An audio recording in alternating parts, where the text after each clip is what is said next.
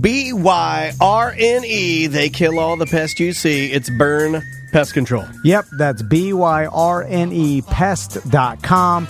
We've been using Burn Pest Control. They're a great company. I had some termite issues. They came today. Yeah. I don't think they came right before you got here, and man, he zhuzhed it up right. There are no buggies in here. When Florida, we got cockroaches, ants, all the insects. Well, it's getting hot, and you're going to start seeing more and more of that stuff inside your house. So right now would be the best time to set up your quarterly pest control with Burn Pest Control. That's BYRNE.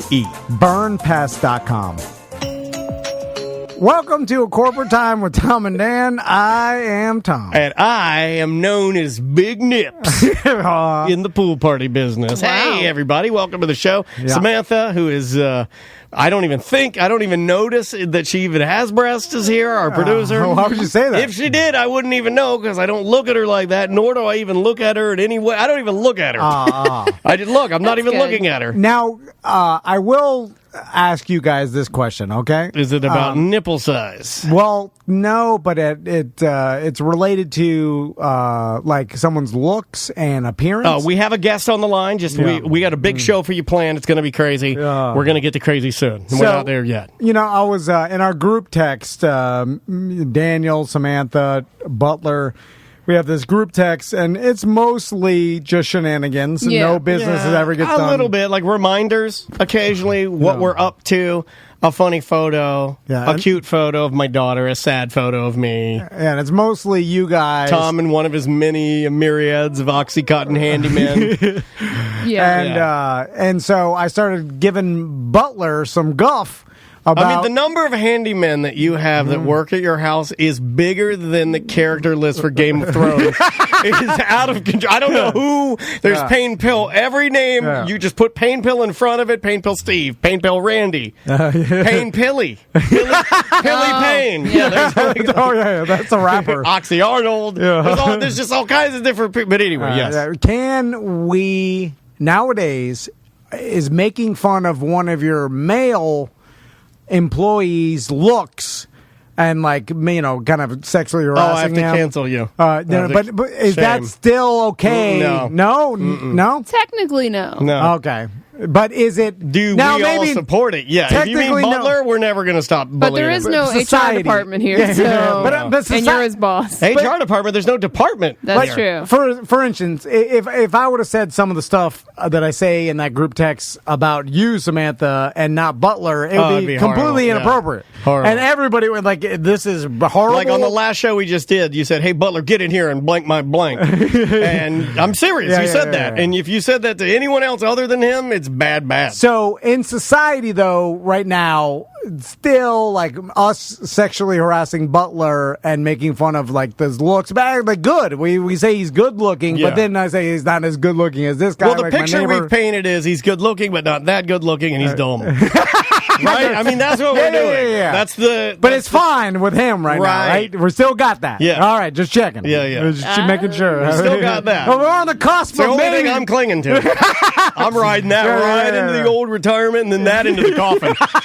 Don't you take away me making fun And of it's going Butler. to be real close because I'm not going to be I'm not going to have one of those retirements where I retire and then I live out my dreams in St. Augustine. No, it's going to be literally like he retired and then 3 days later he died. Yeah, you know, I was fine with the stop taking your pants off comments when that had to end. Oh, we've stopped those? Oh, yeah. I didn't know those I stopped. thought we were just giving it a cooling off period. I didn't know we were going to fire up the machine again. Well, the BDM show, I'm fairly certain it was saying, you said that at the next beach, the next pool party, it was tops off, right? No, I said that. Right. Dan said that. Yeah. I said it's a topless beach party. Right. But Daniel could say crazy things Because I'm crazy. Yeah. When you're legitimately crazy, you can get away with saying crazy things. Yeah. You're like, And no, believe he me, was just crazy. I'm waiting for the pendulum to swing back. And as soon as Biden's in office, back to the pants off. I'm only a couple of weeks away from a Coney 2012 scenario where I'm running down the street nude. And you guys will be coming to work and you'll be like, is that a pig running upright?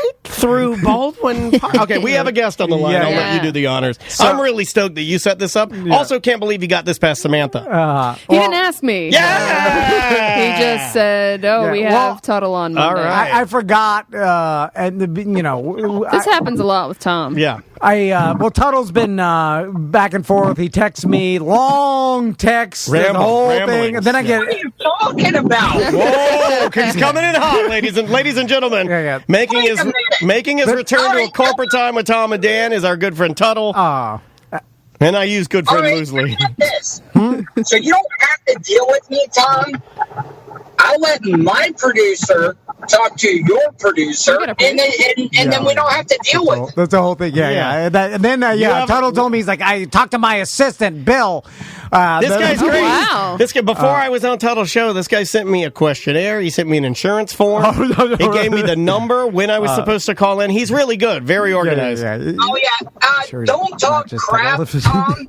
I know that look, Tom. What? That you just gave. That look. I forgot you're looking at me. I'm uncomfortable. I don't want to deal with this. This guy is a former Marine. Is in the Navy right now, so you might not want to, mess around, Tom, and make it seem like I've got some vagrant as my producer. I'm not. Well, you did say it was a crazy homeless person. You did say that. That's what. No, you know what? I assumed that, just given the evidence. Okay, well, own it then. Right? Yeah. Own it. Well, then now I'm convinced it's just Tuttle with a different, a burner phone that pretends. So it's just like a split personality scenario. Yeah. Or it's like saddest version of Fight Club ever is that it's just a podcast. There was only one guy the whole time.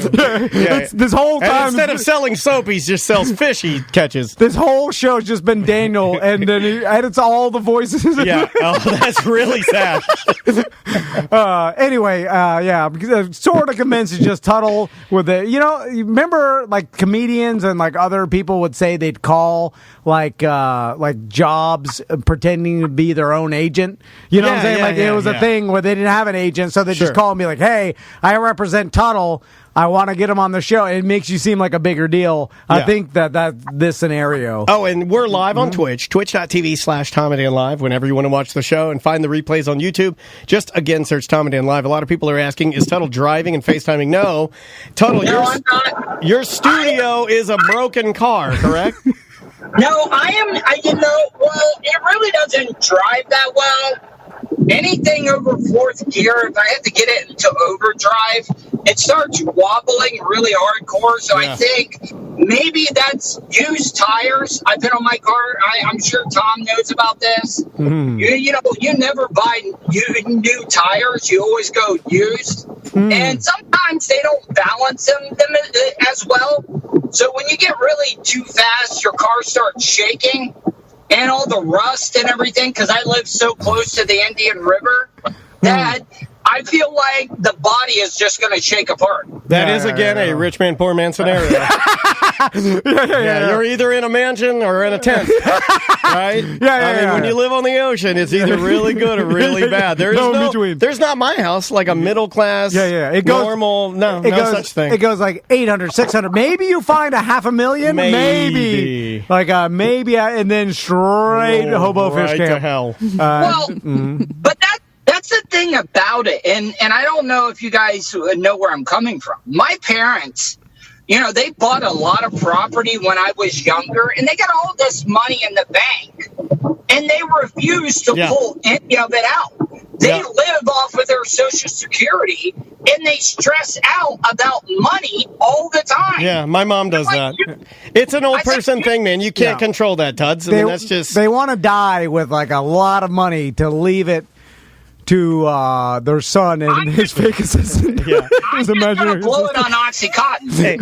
Well, I think Tom's right. The best case scenario is that you kind of clean up your act, and then Mama and Papa Tuttle leave their fortune to Tuttle and his imaginary fish producer. And then, it's going to be, Tuttle, man. Right now. The first month is going to be party crazy. If someone just gave you, let's say, like $280 after the estate is cleared and all that stuff, and you got $280,000.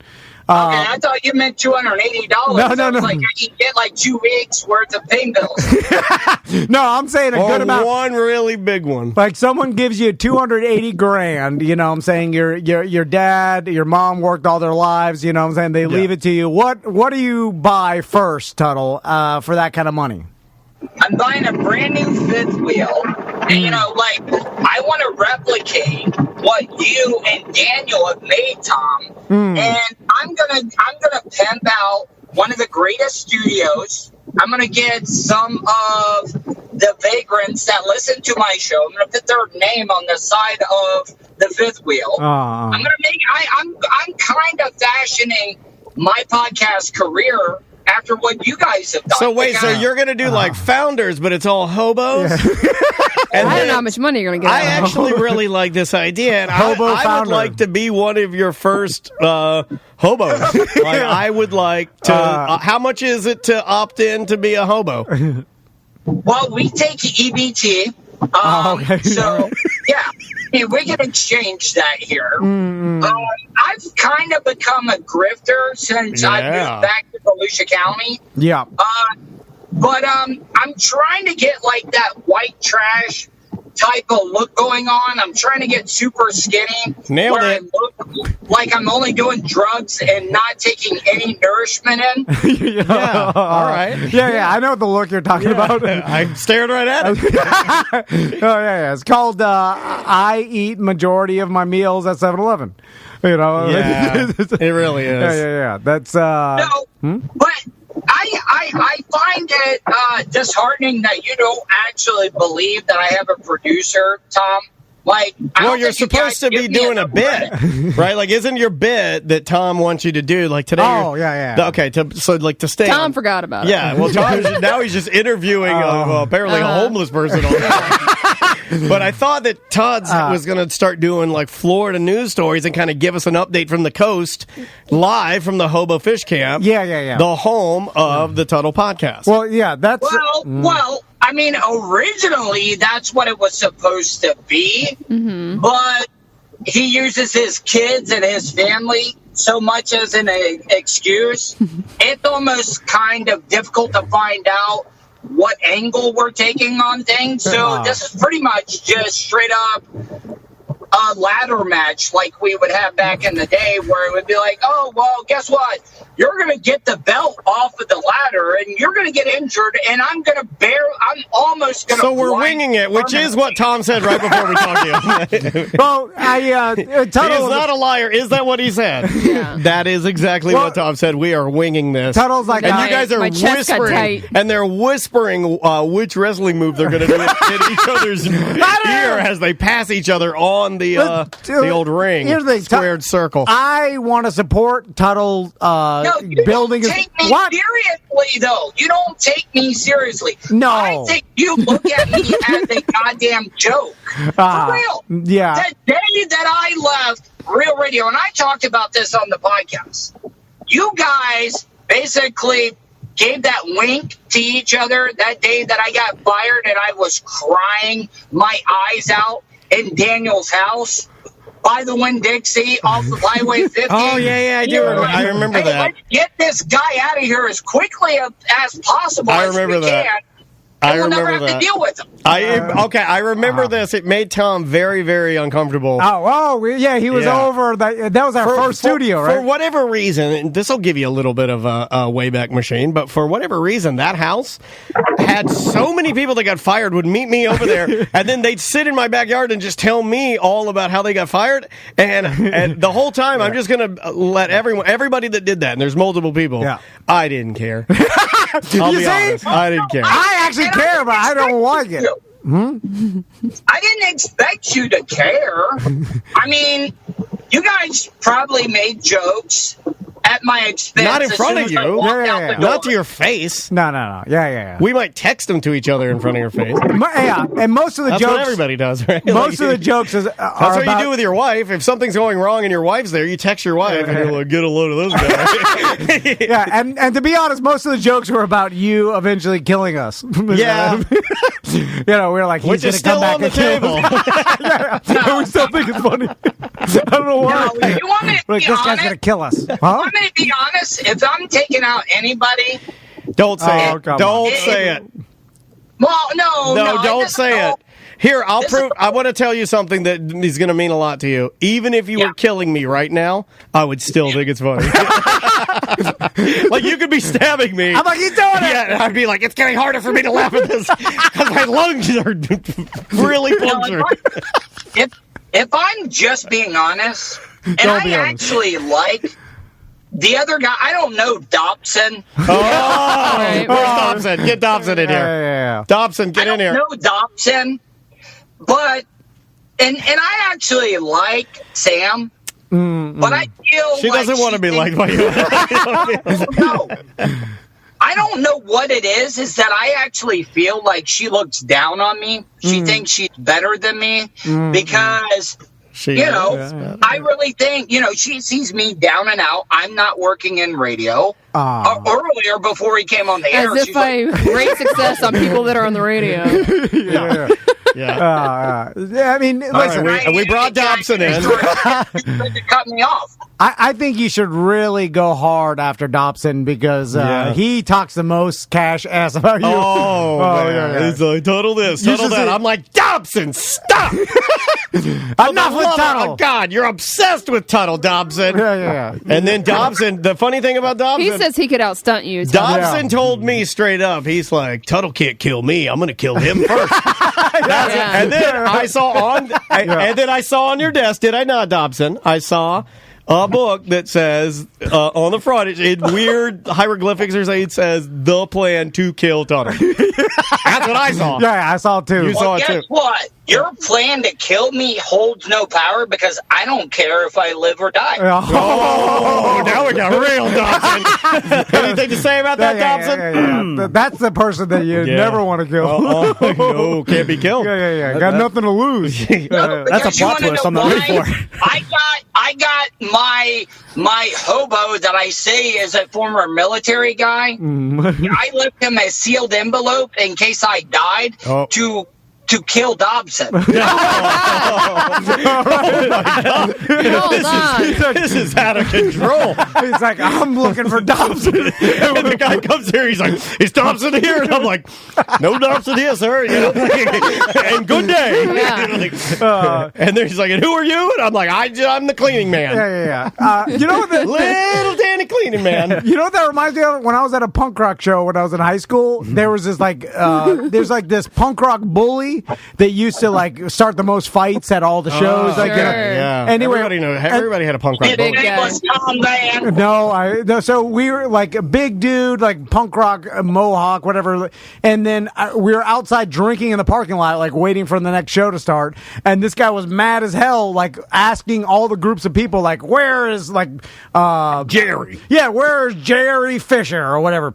Jerry Fisher. So like, I feel like that's a real guy. I know. What? He was mad asking everybody. He's like, "Where's Jerry?" And then everybody's like, "I don't know." And then he came to us. He's like, "Where's Jerry?" Like aggressively, we're like, "I want to know Jerry here." And then the next group over, he's like, "Where's Jerry?" And the guy's like, "I'm Jerry," and he punched him out. Oh my God. And I'm like, "What, Jerry? Why'd you say that? Why? Idiot. You idiot! Like why?" He sees, man. Yeah, he didn't know, obviously, because he didn't know what anybody Oh, and like Jerry looked like. I hope he did one of these where the Jerry, because you want your Jerry in that specific thing to be Idiot. You want that Jerry to be like really nice. You want him to like jump out of the circle, right? Because it's a circle of friends drinking, and you want him to be like, J is for Jerry, and you got the man. What can I do you for? You know, like, you want him to like kind punch of them out. bounce around. Yeah. You know? I just never understood. It's like when the angry mohawk punk rock bully is looking for Jerry, you just say, "No, Jerry here." Let's let him keep on going. Jerry's Anyway. not here, man. So, Tuttle, I know we're all over the place. Well, which is why we do this show. Somebody told me last night, they were like,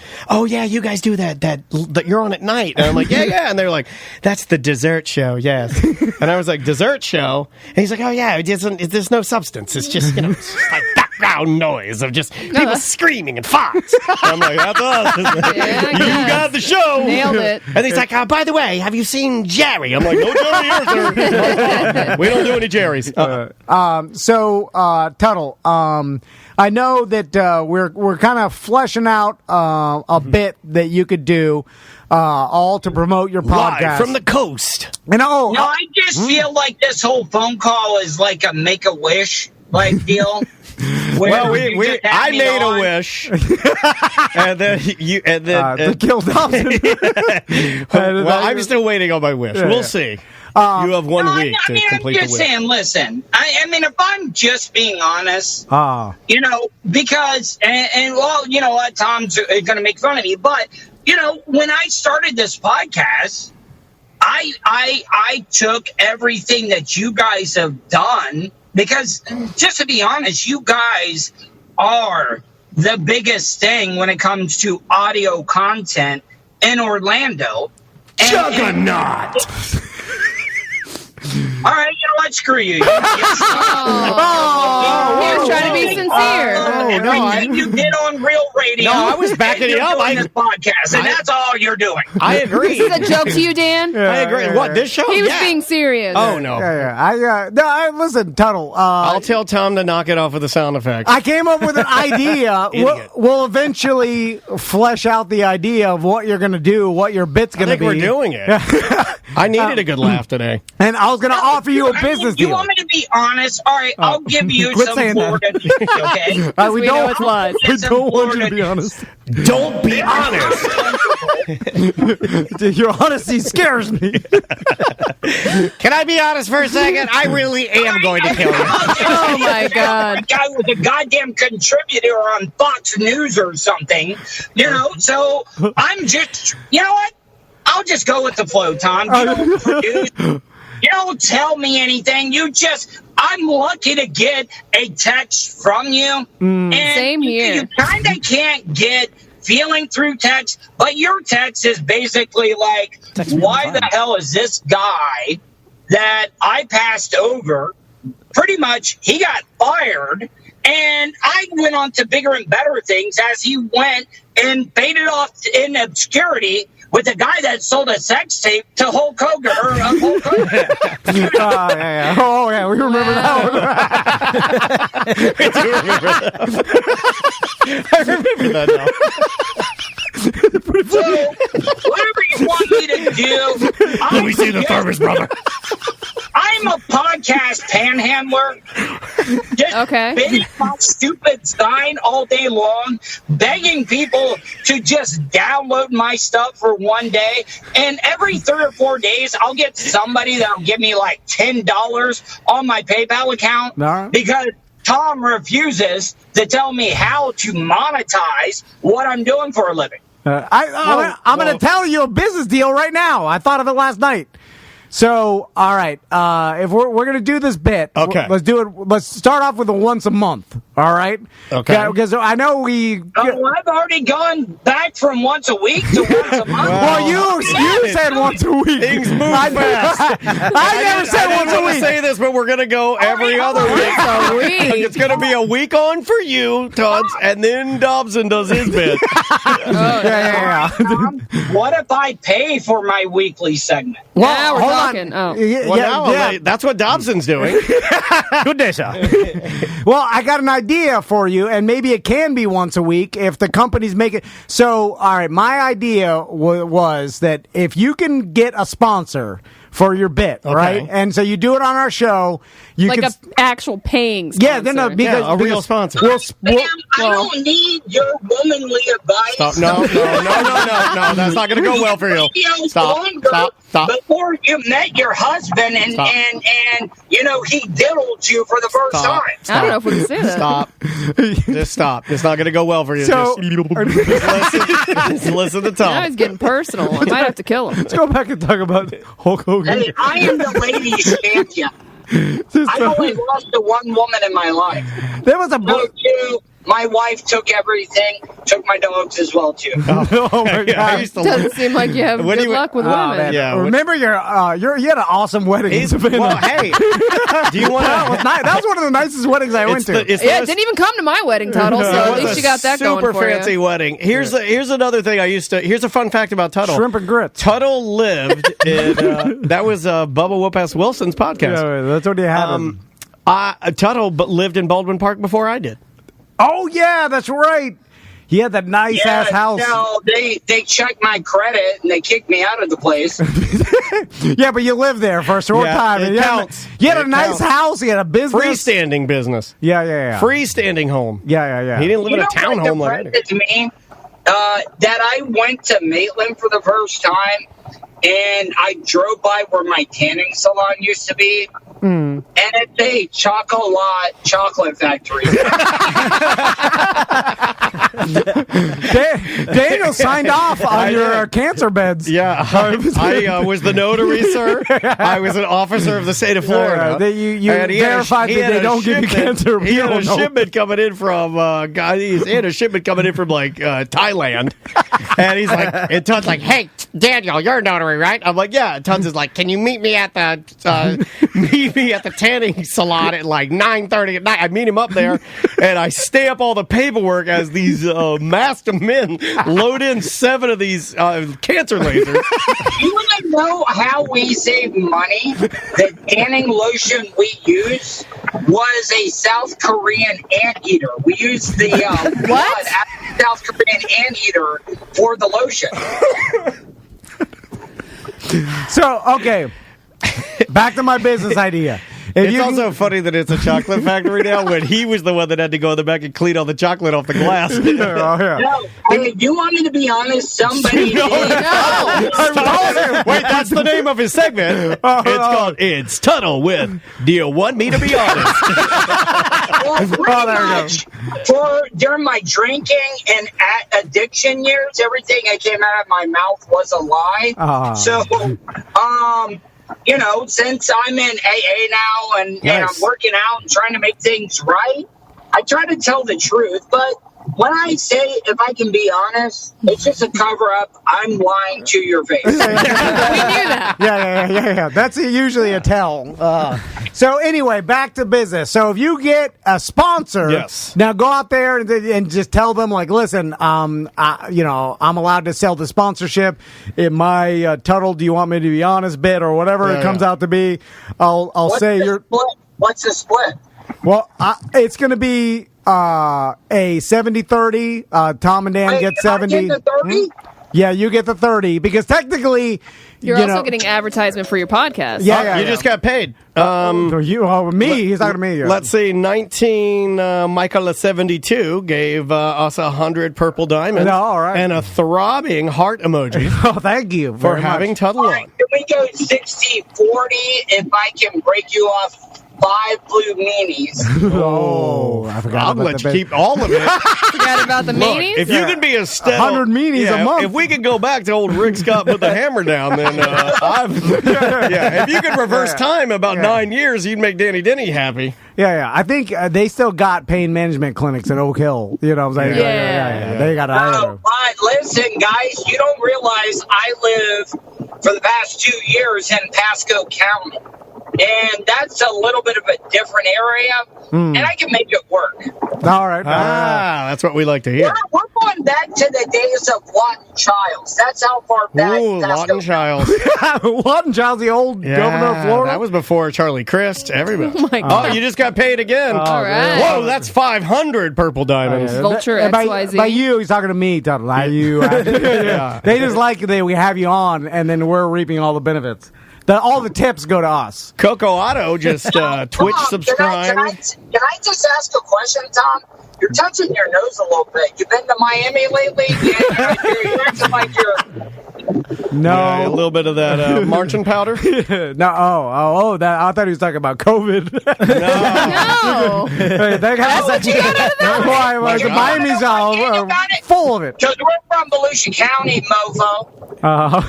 All right, you went gangster on us? I like that. All right. Dan, I don't need your lip. It's not going to go well. All right. She booked you, dude. She booked you. I didn't book this, but I'll make sure to erase you from the books in the future. You can't stop it. See, what you need to do is you didn't know where that. You need to endear yourself to Sam. Oh, no, trust me. I think Sam is by far one of the most attractive ladies. No, okay, that's not what I meant. I forgot I got to be careful. He's a 90s. That's a 90s compliment. Yeah. So he's going to go full 90s compliments to Sam, and then he's killing Dobson. You're not going to let me finish. You're not going to let me finish, so you know what? Then I'm not even going to bother her. I'll just DM her and make her... No. Do not DM her. Yeah, no DMs. So, all right, what can we make this... a monthly bit. Just name whatever you want me to do. I don't give a damn. You know what? Yeah, but, okay, what do you want to do? I'll tell you what I want you to do. I want to check in with you, and then we'll just shoot the breeze like we are right now. Okay. And then at the end, I want you every episode to jump off your single wide, smash through a table. I mean, look, if we're just doing dream, every show, I want it to end with a jump, smash. Okay. All right, like true 90s. I will do that. And I'll buy you the tables. I'll buy, I don't know how many, if we're doing, I only need 12 for the year, right? And that's my investment. I will buy 12 particle board tables, and I'll have them shipped to the Hobo Fish Camp. Just make sure you pull the metal off the side. That hurts. Yeah, you could sell that. Yeah, keep them covered, too. You can get some money for that. I'm desperate. And to be honest with you guys... This is my last-ditch effort. That could be another name for the show. Yeah. I don't think there's any... Yeah, it could be called...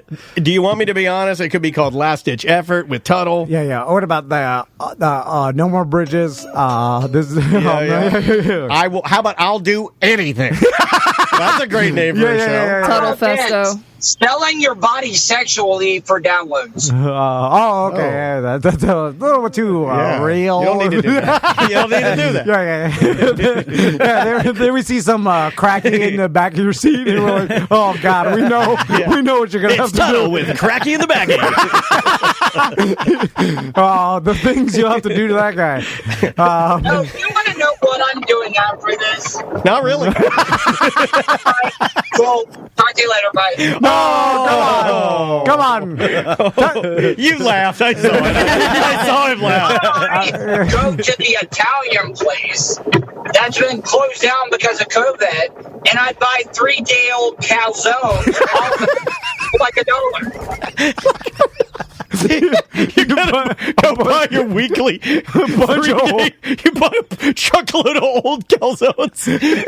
Hold on, I'm doing a parody song. My name's Toto. I buy old calzones. I've got a my name's Toto. Got an old calzone. It's in my PT Cruiser right now. I got ricotta in the back. Marinara slack. Todd, we love you, man. I love you guys too. So get the sponsor. So we got our homework. Yeah. We'll figure it out.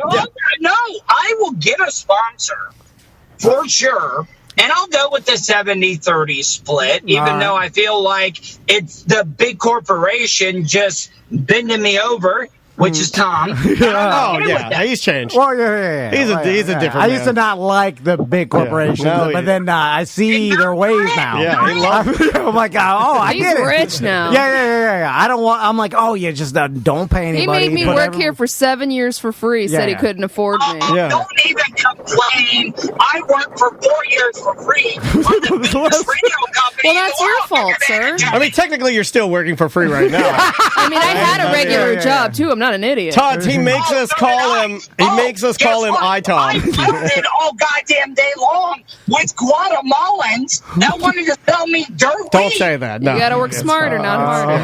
I knew this. I'll cut that out. Guatemalans are coming. It says, look. It says on the paper I sent you no mention of Guatemala. No, we said that was the one rule.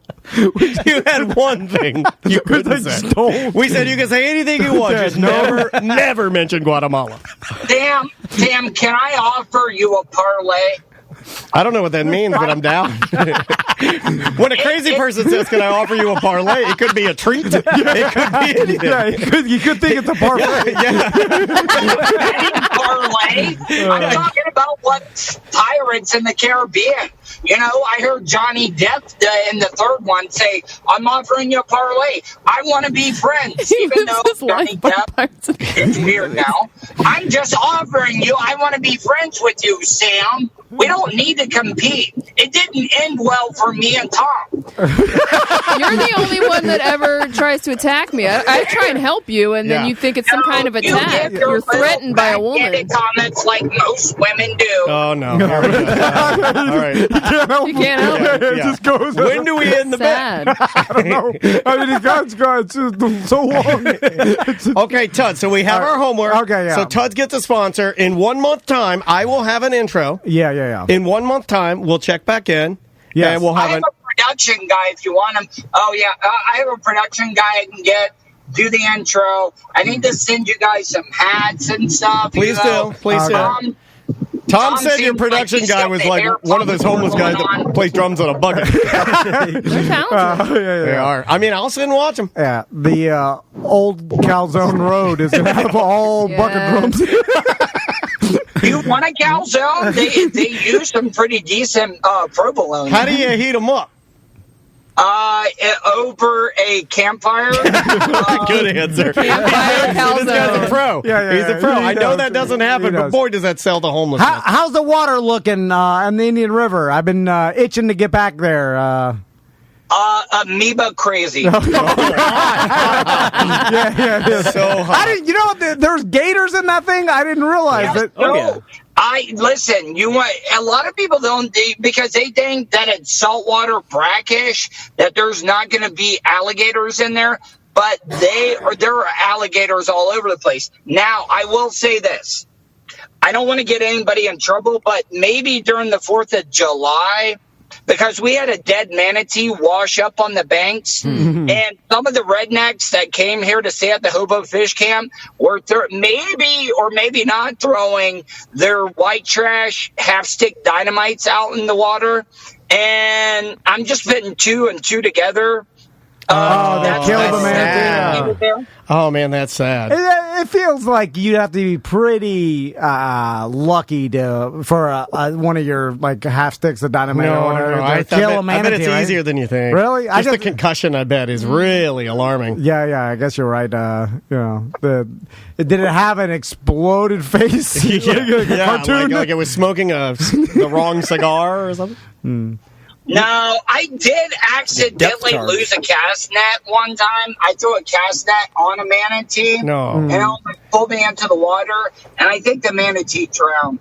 No, from the cast net. Yeah. Well, I mean, you held onto the cast net. You would know it's in your net. Yeah. Also, I like how we ended with manatee murder. I know it. Imagine what he just said. He's like, I threw a cast net onto a manatee, and I think it drowned. No, you just used your net to catch a manatee. And then it died. I didn't do it on purpose. Oh, boy. All right. Well, I'll cut all this out. Tuttle, where can people hear your podcast? Just search the Tuttle Daily Podcast. It can be found on iTunes, Spotify, iHeartRadio, and the TuneIn Radio app. There you go. You got any sponsors? You can get some money out of this bit? Yes, I got Stitch You Up is my sponsor. I have Total Wireless, and I got this franchise development that I might be able to work with you on, Tom, if you're interested. Okay, all right, talk business with me. No, but I mean, if you do sell a franchise, that it could be a couple grand in your pocket. Well, what is it? It's a health food type stuff. Oh, yeah. Herbalife. Hell yeah. Noni juice. Hey, who wants a beach body? I got it. Yeah. Ask me about P90X. Here, I'm going to do this for you. Hold on. Give me 1 second. Oh, you got your beach body spiel? Hold on. He's got a gun. Oh, God. Sometimes this time Oh, God, he can't shoot us through Skype. that guy. Oh, he's driving. He's still trying. Your own restaurant franchise? Good Life Organics currently offers... No. All right. We gotta go. I'm hanging up. All right. Bye. All right.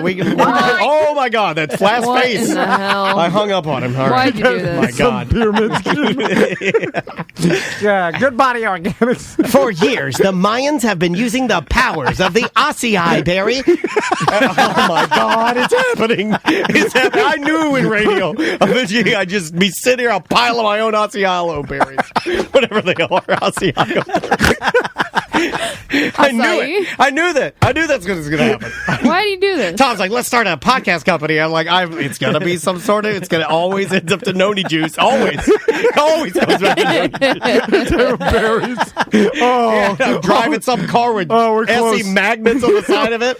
Hoping that while I'm at, like, I'm going to, I'm up the street, picking up some tights for Maisie for dance, and hopefully somebody sees my goddamn magnets. And I sell one boiling hot jar of juice that's in the trunk of my stupid car, which, by the way, is not a cool fast car anymore. Yeah. It's a big fat dad car, so I can fit all my goddamn noni juice in it. All right. There you go. That's Tuttle's first bit. But by the way, I have no idea. Fun, by the way. Horribly. I did ask him like weeks ago. I was like, "Can we have you on this show?" With you burned a lot of bridges, and he's like, "Yes, I've repaired them all." I was like, "All right, good enough." I had no idea. So if you're hearing this, and although hey, if you're hearing this, you're hearing it. I'm virtually certain that everybody's got too much going on to care about. Look, we're just trying to make you laugh. We'll take a quick break. We'll come back and finish out some more, or at least this hour of ACT right after this. Welcome back to Corporate Time with Tom and Dan. I'm Tom. Sayugen! Old Street When's the last time you played some Street Fighter? I don't know. It's been a while. I downloaded, you can download all the older games, and I downloaded them. My daughter does not like.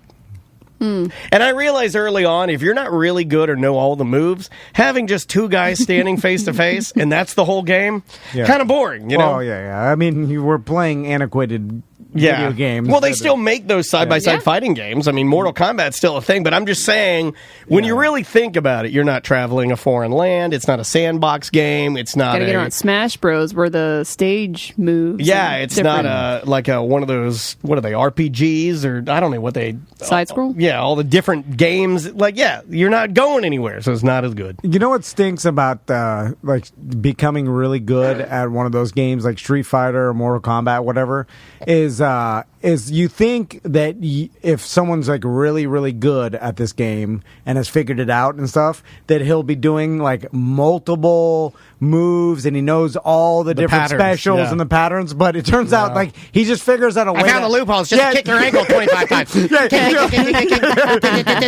You're like down and do low kick. Stop doing the low kick. I can't do my Hadouken. And you're just figuring out. Stop doing the effing low kick, Gary. You're just hacking the program because you found a loophole and you're just low kick. And you can't stand it. You keep trying to do fireball, and he's going, and you're just kicking my shin. It's not even doing anything. And I'm taking points away. You beat the whole game in my household growing up. Due to people losing in one of those fighting games. When's the last time? Then it turned physical. When is the last time you checked the thread? We have never had a thread. Blowing up. We have never had a thread in the history of a mediocre time with Tom and Dan, a corporate time with Tom and Dan. We've never had a thread on our BDM page that's blown up like this one. Feel free to send your email, show@tomandan.com. If you don't have Facebook, a lot of people have killed their Facebook because people are mean and crazy. Yeah. But here's the deal. We're talking about whenever you've lost your temper and smashed an item, and the number one thing smashed your own item. Your own item, and the number one thing is gamer controller. Or phone. Xbox, phone. Yep. Tiny electronic device, rather. I got an email from someone, a fit of rage, where he said that... I got one right here from Canadian Josh, who we're going to talk to on tomorrow's show. Check this out. Okay. Hey, gang, it's Canadian Josh. On the last BDM show, you were talking about breaking things in a fit of rage. I just wanted to share with you my story. Working on the ambulance at the time as a paramedic, and third night shift in a row. It was like 3, 4 o'clock in the morning. I was exhausted. I had dozed off on the couch for about 20 minutes, just enough to get into a good sleep, and I got woken up. Go out to the ambulance bay, and we have these tablets, and you have to open them up and put a password in, and then you'll get your incident information. I was so tired I could barely see. I kept entering the password wrong, and it was paramedic spelled backwards. And the whole time, mind you, while you're trying to do this, it's beeping at you, and it's beeping. It goes, incident assigned. Incident assigned. Couldn't get the password in. About the fourth time I got it wrong, I took the tablet out of the ambulance. My partner had opened up the bay door, and I winged it across the parking lot of the ambulance base. It went flying I got a good 30 yards out of it. And then I kind of snapped out of it because I looked at my partner, and he was staring at me in sheer terror, and I broke out laughing. He started laughing. We went on the call. Everything was good. It was a call anyway. Anyway, that is my story of rage. Love you guys. BDM for life. Canadian Josh, you know better than curse. Also, not as cool as if in a fit of rage you throw something and then you have to go the slow walk. Pick it up. Yeah. If the thing is okay, if you retrieve it, you've negated what you did to begin with. Yeah. All for nothing. I got an email too about this. You got to leave it. You got to throw it and leave it, never to be seen again. Yeah. For it to have an impact. Correct. Without it, you're just an idiot. Yeah. because you threw your thing. Now you're just the saddest fetch player of all time. Yeah. Yes, Sam. It says, I don't have Facebook, so I couldn't do the poll, but when I was 19 or 20, my ex and I were arguing, and she punched me in the nose hard enough that blood gushed up, and I blank stared her in the eyes and punched a big hole in the drywall. Also, the most expensive thing I saw destroyed was an iPhone 11 and TV. I was at a buddy's house and we were having a few drinks and he kept asking his girl who she's texting, so he snatched her phone after she kept saying nobody. He saw it was a guy and quietly, like a psychopath, snapped her phone and for whatever reason kicked the TV like Leonidas from 300. So he snapped it with his one. Wow, that's impressive. Yeah. Maybe it was a I think flip if I phone back in tried the to day. do that with my wife's phone, I'd be like, and she'd be like, "You're too weak, aren't you?" And I'm like, "I am." You're just taking a bunch of pictures. On the, All you're doing is resetting the phone, you weakling. And I'd be like, "I'm gonna walk backwards," and then I would just walk backwards out of the door. On the poll in the BDM group, we got a lady threw a printer out of her front door after it ate like 40 shipping labels Are we that gonna she do was going this? to have to manually write out. Are we going to do this on the Friday Free We Show? can. Give out a prize for the best use of anger? Yeah, we should. So I'll just leave this poll up and we'll talk about it Well, Friday. if you want to participate, you'd have to be a BDM. You can sign up at tomanddan.com. See, you know what? There's certain things that are more satisfying to break than others. And for instance, Sure.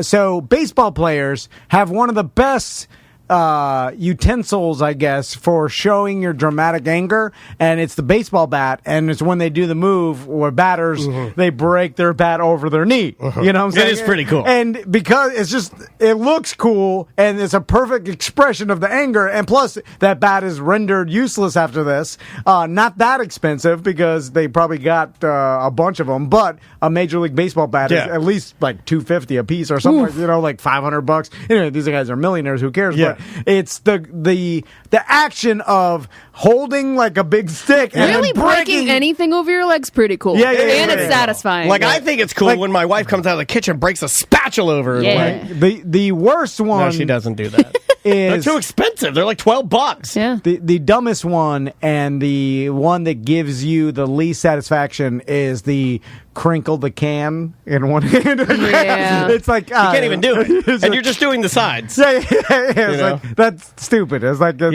even do anything.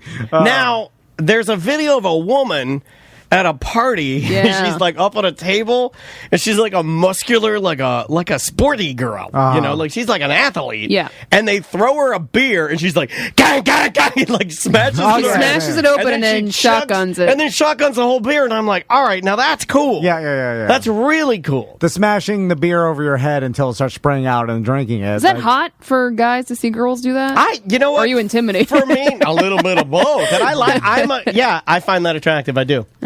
I like the girl that can party. Like, I like the something about Mary, Here's the problem. the Supergirl Jens. Is that I'm into it. it's cool in the small clip you're watching on your Facebook page. But if that's an everyday thing. no, It's not cool if she's flushing my head in the toilet. Well, no. You later, she's like, take it, bro. In the real life scenario, like they. Calm down, Susie. Oh, yeah, they throw the beer. I like how you named her Susie. It's like you spill beer, and then she's cleaning up. Then it's not as cool because she's like cleaning up. the the beer. aftermath is never I don't good. imagine her cleaning. I'd imagine her go like, "You do it, nerd." Right. Well, that's your Yeah, I'm putting projecting. I've created a character. Yeah, most likely it's all planned, and Yeah. they're like, "Hey, she could smash a beer in her head and drink it." It's like the new stupid put a beer on a basketball. Oh, and don't bounce call up. it stupid. A lot of people in the CBE group Yep. love it. I know you guys. Oh, there's nothing. There's the chugs, the beer, and the basketball. You only got a limited amount of things. But I don't know. Jay Van Scoik's been killing Yeah. the game. here's what you can't have. I can't see that there's a bunch of wet marks around the concrete. And Yeah. then was you tried it a bunch of I thought the same yeah. thing. concrete. Try. Sorry. We've been screaming a lot lately, and I like it. I'm with you. You saw the same one I did. It was a bunch of girls that did it. Yeah. And- I'm like, and- you tried this 15 times before you finally got it. Yeah, you did. And I saw. Go to a dry part. Yeah, you got to move it to a dry part so you at least like Dude Purpose. Yeah. Dude Purpose. I created a new YouTube channel called Dude Purpose. Yeah, that's the ultra Christian. Yeah, Christian Dude Purpose. I did it again. Dude Even though I Purgatory. think there are ultra Christians, by They the way. are, yeah. They wouldn't even do an interview. By the way, with coming to the Amway, August 2021. They're already doing the ads for it. How are they going to be able to do that? I don't know. I just want to see how they're able to replicate a whole show based on them doing something hundreds of times so they finally make it. Well, you and then get no one there and uses it's just like, here you go. And then it goes swish, and I'm like, all right. And then just go home. Or is it what they try the half court shot 38 times and then we just sit there and then they do it and they film it and they're like, look at this, and then we're like, What if they- Well, I don't. Dude Perfect behind the scenes is horrible. The two worst scenarios for Dude Perfect, you tell me which is worse. You get to the Amway early. Yeah. You pay for parking. You drive in. They dim the lights. And now, hold on. And now, Dude Perfect. Swish. That's it. Now man. that or, and now, Dude Perfect. We're going to keep trying. 2 hours later.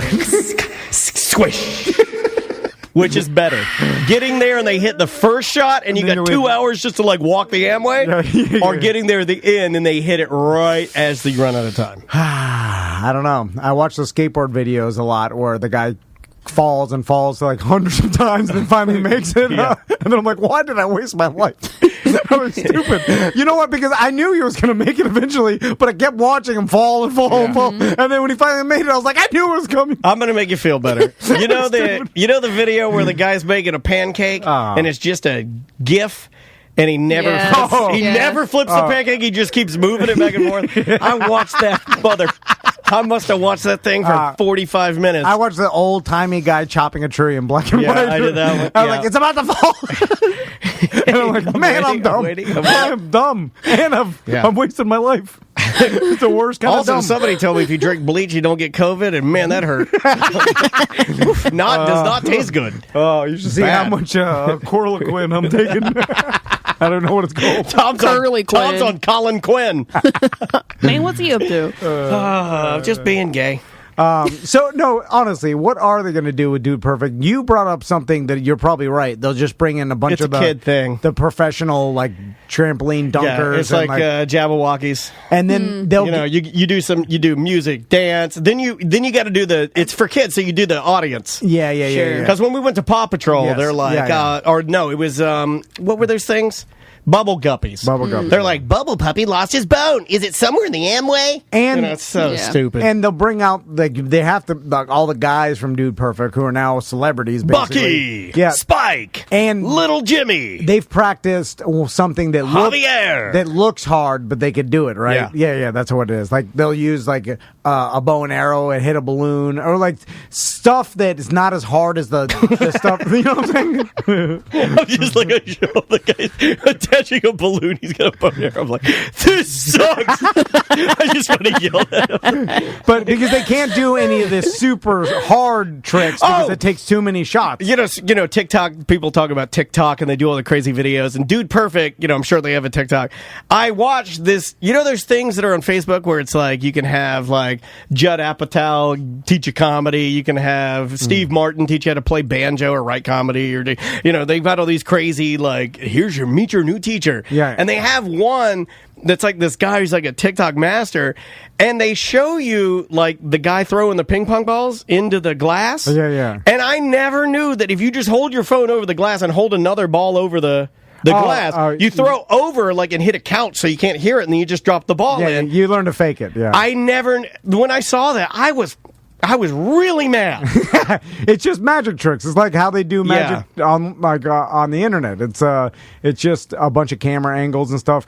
I was really, really mad. You know, one of my favorite videos to watch, and there's only probably dozens on the internet, but it's during halftime shows. They'll do a thing where they'll get a big sponsor and let's say, half court shot. Well, not that, but let's say it'll be a big sponsored event, and like say Disney World wants to give away a huge family vacation with a resort stay, and it's all. I mean, Disney paid let's say Orlando Magic to do this, right? Okay. So then the Orlando Magic team sets up, and they paid a bunch. They probably paid $50,000 just for this one bit, and gives away. So they'll say all right, we're gonna bring a member of the Magic to hit a 3-point shot or a half court shot because he's good at it, right? And if he hits it, he's gonna send this family with with the sick daughter or whatever to God, Disney don't World. throw the sick daughter in and there. so they're all like, yeah. And then in the whole bit, and they only have 3 minutes because it's all timed out exactly. We've been a part of this crap.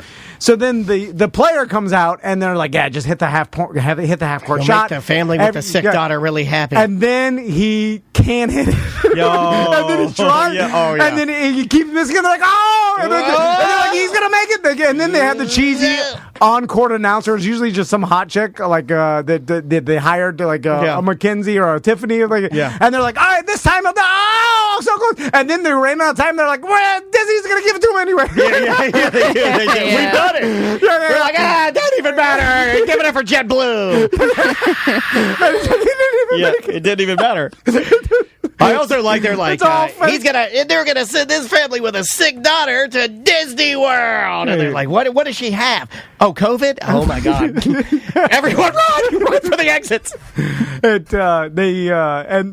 They do this where on live TV they expect a player oh yeah, you could do. I think they played some clip of Kobe going on Ellen one time, and he couldn't hit it. No, he hit it, but they just set up a hoop in the studio, and they asked him to hit it around 30-foot shot or whatever. I can't imagine him not hitting it. But I was like, why would you take the chance of him not being able to hit it? Because it was if he makes it, you're going to get this car. And the lady's like, and then he nailed it. But I was like, man, that's a lot of. I guess they would just, because it's a TV show, they would just, if you missed it, they would have him just keep doing it and edit it, right? Yeah. Absolutely. That's what you do. But I like live messing I like it when things go wrong. That's why I always like the Frisbee dog that did diarrhea on the Orlando Predators. That's why I like the little girls doing the hula hoop during Orlando City. The first year we did Orlando City with little girls doing hula hoops. People are like, get them off the field. I wonder if there was a halftime show fails compilation. Probably, right? Probably. Yeah, I'm staring right at it. Yeah, boys, still got it. We'll see you tomorrow. It is A Corporate Time with Tom and Dan. I'm Dan. I'm Tom. Samantha, our producer, is here. Hello, Sam. How are you? Hi, I am very well. How are you? I am good. I'm going to give you a choice today for this particular Wednesday. Unless Tom's got something he needs to get out of the way, it's going to give you guys a choice. Do you want Nirvana or do you want Glassjaw? Glassjaw. Oh, sorry. It's almost like he's going through my favorite bands now. And I texted him this morning. I'm like, what are you doing? The Nirvana's really good, but let's do Glassjaw. This is Pariah Mike.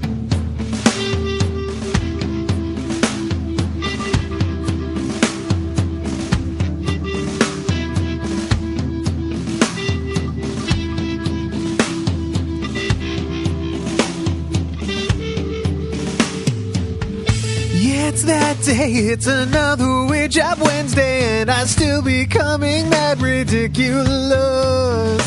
And yeah, Tom likes it, and Daniel really wants it, and we know it's just a push to all of us. And I said, I don't understand why you don't lock your car door. Yeah, it's a rumor that your car is like an Uber and you're letting in the public just for free. And I said, it's a revolver and it's a rusty one too. I walk around with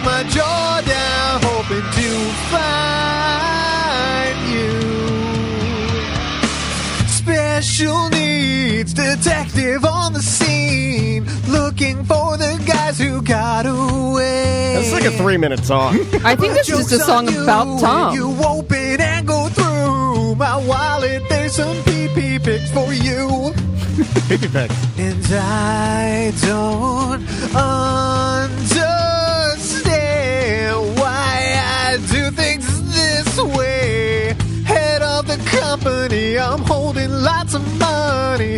This is how I do my day to day. And I said, it's a revolver, and it's a rusty one too. I walk around with my jaw down, hoping I will find you.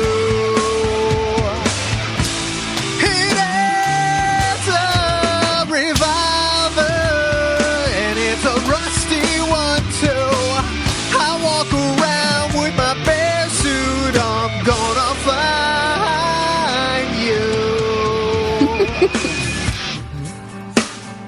So you're paying him now? To just Write songs about you? Horrible. This wasn't even Weird Job Wednesday I know. song. Well, it said weird job in it, but it's like, so you're hiring a guy now and you're paying him good money because I see the charges go Well, through. he deserves it. Oh, he does. I mean, Seth, it's a lot of that's a work. lot. I like the when I was like, you know what, Brian, you've done a lot of good for us and songs. And he's just doubling down on being mean to you. I want to start paying you for each song. He's like, I got it, and then just starts clowning me for every song. But I like that. On line one is Ashley. How you doing? Allison. Or Allison, whatever. This is a lady with an A name. Allison. Hey, Allison. How are you? Good, how are you? Good. Now, reminds me of the song Allison by Elvis Costello. I want to remind everybody, Weird Job Wednesday, Might be a little older than me. brought to you by Damn, bitch. Streamline Mortgage Solution. If you're looking to do a refi or get a mortgage, go to Streamline. Talk to Brian Zymel and his team. Brian and the team can help you out. I just refied my house. Oh, nice. Because the interest rates right now are insanely low. They are crazy. So just give them a call because I did everything over the phone. Didn't have to go to the office. It was done in like 3 days. And I just have to go and go to the closing and close. But it's easy. Everything can be done over the phone. Just give them a call. Yeah. StreamlineFlorida.com. All right. So what is your job? I am a lunch lady. Yes. This is the one that I like. See, I told you, Allison. See, she didn't think her job was good enough for Weird Job Wednesday. I would marry you right now. I made lunch lady food this weekend. I made pizza burgers. Yeah. Nice. Yeah, this is way better than I'm the youngest lunch lady where I work. All right. That's cool. That means you're a cool lunch lady. I work for a local marketing for all boring. Yeah. You know, lunch lady is. This is where. Give us the goods. You ever sleep with any students? Oh, my God. Because that's what teachers do, right? Well, I work Couple at an mashed elementary potatoes. school, so no. That doesn't mean no. Jesus, man. I was just saying, they're bad people. So, lunch lady. Now, how? Okay, you work for. I tried to keep it straight. Public school? No, well, I work for a charter school, but it is for the county. Okay, it's for all the right. county. So, how do you even get into this line of work? Like, what is the process? Like, is it hard? Well, Sounds hard. I always worked in like restaurants and whatnot because my husband's a truck driver. Okay. So we would kind of split the shifts. You know, I would Sure. work nights and he would work during the day. And then once I had my second child, we wanted something, or I wanted something where I could have the exact same schedule as them. Smart. And so I get summers off, every vacation they have off, everything paid. I get benefits and all that kind of stuff. And you just literally have to apply for the job. The only downside is you have to pay for your own drug test, which is kind of weird. All right. Yeah. It's $100, and then I wonder if You know, that's I 'cause had it's a to- charter school. well, no, it's just the county, so you have to do fingerprinting and drug tests. I'm on And then I passed all that, and I got hired. Oh. That's pretty cool. How long have you been a lunch lady? A year and a half. Oh, wow. So I imagine that most of your probably work is all the prep, right? And then do you prep out meals for the entire week? Like, how does that work? No, it's you normally go like 2 or 3 days ahead of time because stuff spoils the stuff that you actually have to prep and seal is, like, the PB&Js are fine, but, like, the salads, they only have, like, a 3-day shelf life, I think. And then all the fruits, they normally get used that day, right. The fruits and veggies. So you put them in, like, a little plastic container, and then you put them through a sealer machine. Cool. So those normally last a day, and then you have to make new ones the next day. So I come in at 9:45. Everybody else comes in at, like, 6 and 7 in the morning. I just finish up prep, get everything ready. I'm kind of like the floater and the dishwasher at my kids' school because that was the only spot they had open at the time. Right. Which is fine. Yeah. So I kind of just, like, if somebody needs to go to the bathroom, I serve a little bit. If they need more milks or if the truck comes in while they're all serving, I do all of that. Let me ask you a question. Like, I like the floating aspect of being able to bounce around a little bit. Yeah. Keeps it interesting. I kind of like that. So I don't like doing the same thing every single day, so it's nice to be able to do different things. Perfect. Does it matter to you guys, to you and your crew, the Lunch Lady crew, that the kids enjoy the food? And when they do enjoy the food, do they tell you, and does it make your day better if that happens? Like, does that play into it at all? Well, so when I first started, I was working at the high school, and it was a totally different group of people, and they did not care what they were putting out, and that bothered me. I actually reported them, unfortunately. Oh, narc. Yeah. Because it was... You ruined it. They're just trying raw chicken they were serving and frozen sides, and that bothered me because... You POS. if that's their only meal... then that shouldn't be a bad meal. Oh, you're so sweet. Yeah, what a good woman. But, you're right. But let's be honest. Most high school kids are they're they little deserve to a-holes. eat some raw. I don't know, man. If you're eating the school lunch, you probably need it. I ate school lunch. I loved it. Well, it's all free. It's all free as long as the school participates in the program. Free raw chicken. Get your free raw chicken. Right. So on the high school level, the crew didn't care as much, but they elementary beat them down. In the elementary school, it makes sense because elementary High school kids are D-heads. Yeah. Oh, man. And when you got elementary Little school kids, babies, they're still they're cute. Yeah, they're still. There's a lot more allergies in elementary school too. Yeah. My mommy said I can't eat these rolls. Yeah. My cheeks got gluten. My cheeks. Well, we have like gluten allergies, and then there's Is that like real? one kid that can only have a specific amount of calories per day, so he tries to like sneak other food. That's and a fat kid. I'm not joking. Oh. No, it is, right? Like, if you can only have you have a calorie-restricted diet, and he tries to sneak food. It's like a kidney thing. It's like a severe disease. I was trying to be mean. Yeah, why are you ruining? Why are you making us look Why bad? don't you let lady? me go with fat kid, not kidney kid? It's way different. Oh, man. Kidney kid off limits. Fat kid, I think we still get a couple months before I get canceled. Well, you could severely mess up, though, right? If you weren't paying attention, you could give a kid the wrong stuff, and then... My God, is that a UFO? Is that a full fried bologna with the mashed potatoes slapping out of his hands? Are you guys allowed to take some liberties with, say, like seasoning or recipes, or do you have to stick strictly to how it is made? Well, some of that the county adobo in sets there. out a menu. The county sets out a menu. God, this is bland. Put a half a jar of adobo in there, please. I beg you. Put some mojo on it. It's killing me. Depending on who's cooking, certain people will add extra seasoning. Is everybody here white? We need some person of colors now. Because this food sucks. Put some seasoning in it. My God. Yeah. Eating cardboard over here. Yeah, what are you doing? Is there any Latin Mima here? Please. Yeah, she's got it in her purse. For sure. You got the Some hot Lowrys? sauce. You got the Lowrys. Oh, there it is. Sprinkle it on my bologna. If we get all the Latin Mimo's purses together, we have a whole shelf. Oh, yeah, we cook some tacos. So what are your staples now in the school system in elementary school?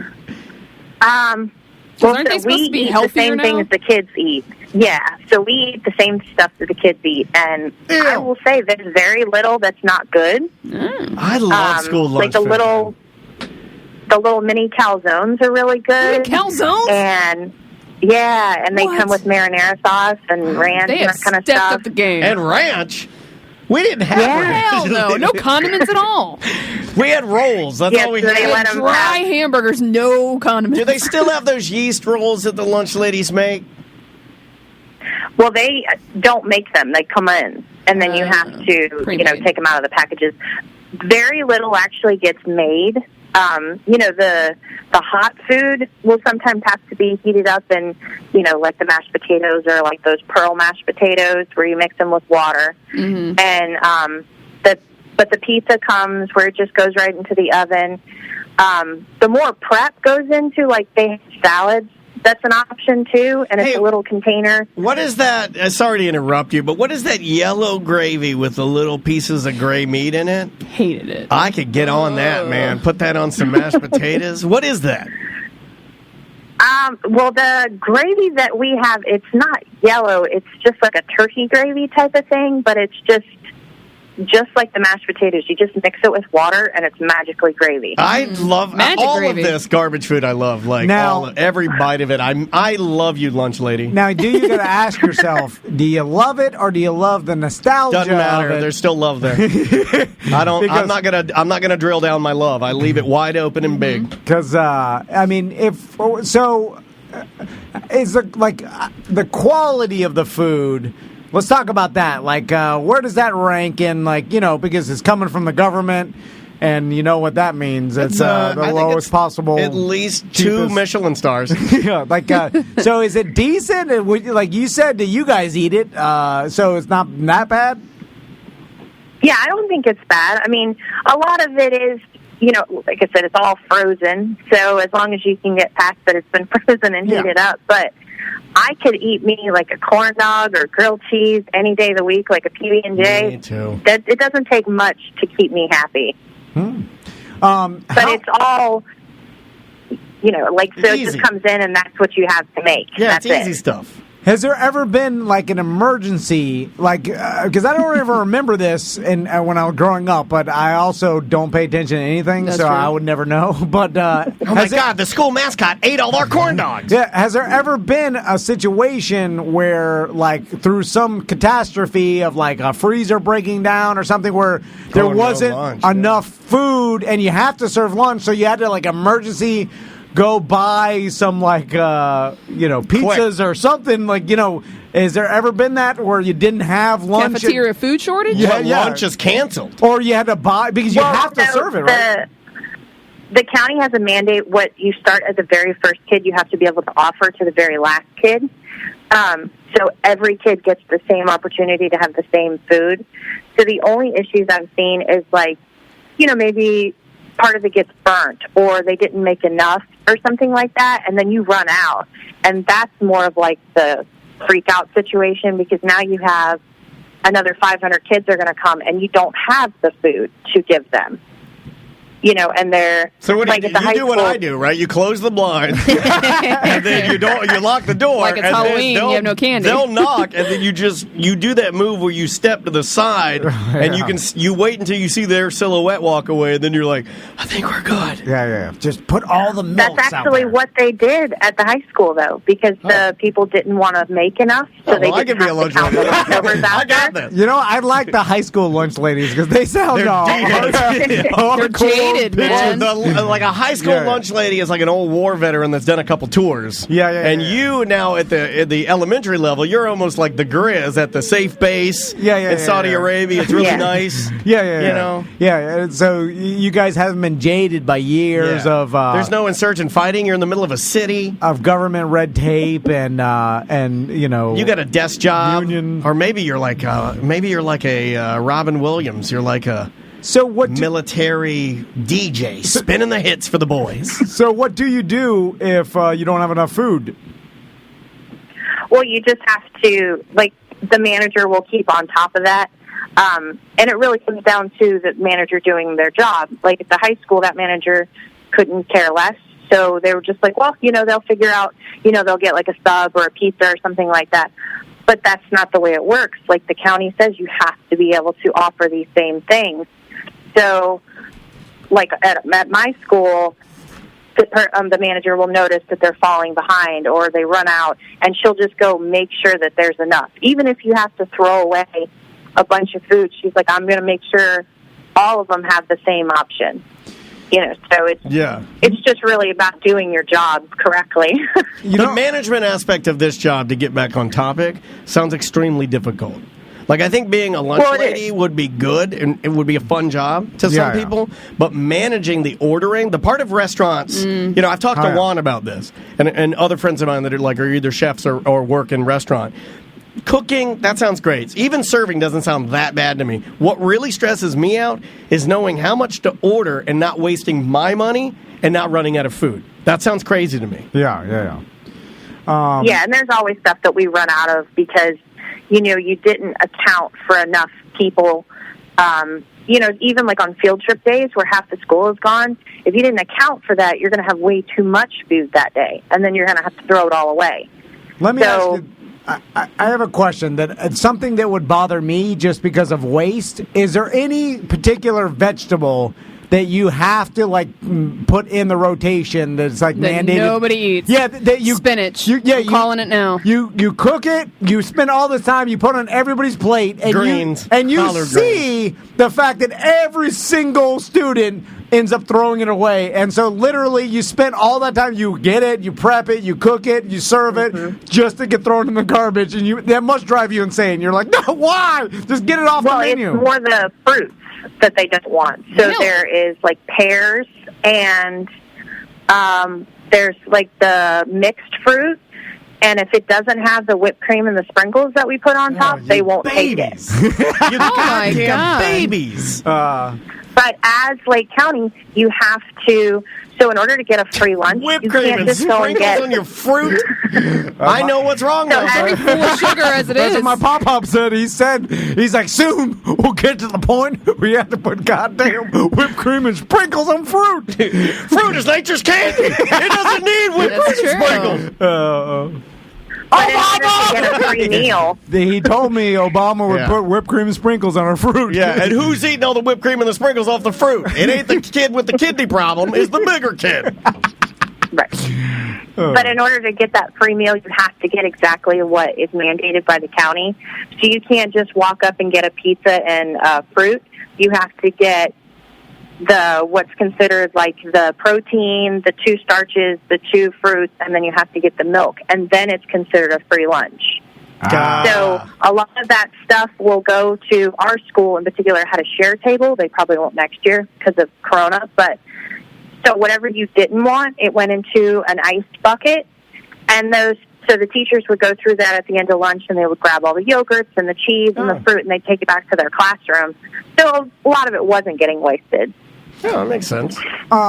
So is it something where you guys have to get there earlier than the rest of the staff to start your prep and everything? Do you guys Some of them have to serve breakfast. Yeah, do you guys get there earlier than everybody else? I don't, because I get there at 9:45. So the earliest person comes in at 6, and they do prep for breakfast. And then some people come in at 7, and they serve breakfast. And then me and I think 3 other people come in 9:30, 9:45, and then we're the last ones to come in. And then we all finish at 1:45. So it's nice. I drop my kids off. I go get some coffee, hang out. Yeah, that's what we do. I was We're the lunch lady of podcasts. I just went in there and put a couple of White Claws in the old ice bucket, and I saw a butler who's a teacher take a couple of them back to his classroom. So we are the lunch ladies of podcasting.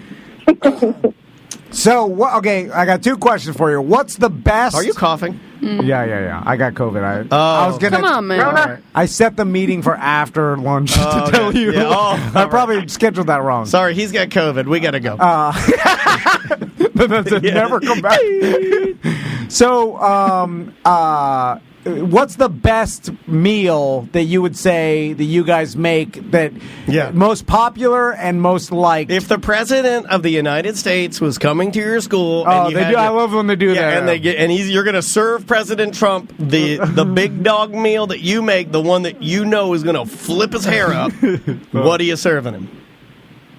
So they have these. I forget what they call it, but it's almost like Chinese food chicken. and it's got this sauce on it that's so good. Oh, it's the chicken in And China, it's the like- Chinese chicken. Oh, yeah. Kung Flu chicken? It's like a Thai Damn chicken. it.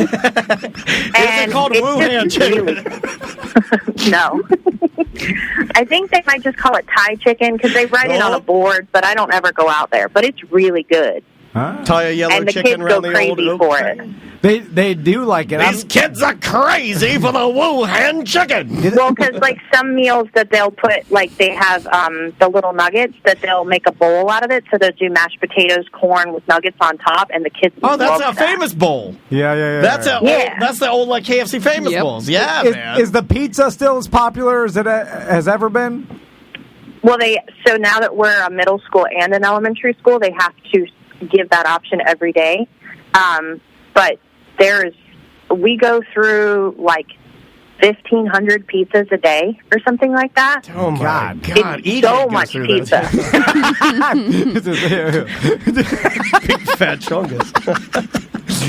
All right. So, final question: as a lunch lady, because so far your schedule sounds Great. pretty Fantastic. Yeah, And Summer's off. I love your demeanor. 9:30 to 1:30 every day. You're doing it for your kid. You got the convenience of picking them up. You get all the teachers. Or do you have to go in for teachers' work days? It depends. So some of them say yes, but we had to do the fire drills like everybody. We have to do the active shooters. We have to do all the training. We have to do the mental health training. Active because shooters? you're supposed to. Who's going to Yeah, shoot so up the you're supposed to- cafeteria? I literally listened to a podcast this week about we that. have. I'm joking because I think they all have it. At cafeteria. Yeah. Happens quite a bit because there's a lot of kids in there. It's like, oh, there's the surveillance camera. There's the trench coat guy. Uh-oh. There we go. Big open space. But we have to do all of that stuff just like the teachers. But I say my favorite things, like if there's something going on in one of the classrooms, like with my kid, they have those little graduation ceremonies. Yeah. I can literally just walk over there and do it and then come back. I started reading to my daughter's class every Friday. Oh, that's awesome. Which was really fun. And then my son has his prosthetic arm, so at lunchtime he's over it. He wants to sit down and eat his food, and he can just hand it to me and move on with life. So Love it. it's like little things that make life a lot easier. Yeah. Even though it doesn't pay a whole lot. I've been off for, 5 months now and been paid the whole time. Yeah, you warmed my heart because my mom was an educator at the school I went to school at. She was a music teacher and a librarian, so I know what it's like to have your mom just pop by and see stuff. It really That's is a cool. that's a definitely It is really cool. And then summer's off, and so let's get down to it. What does that pay? Well, I get paid the highest amount that I can get paid, which is I think $11.55 an hour. All right. Okay. Because I was in restaurants for years, you can transfer all of that over. Oh. So as experience. I'm a moron, so I can't do the math of what that translates to per year. But she doesn't work year round, right? You have summers off, or do you work through the summer? I have summers off, so you actually are only working, I think, 10 months, or maybe less.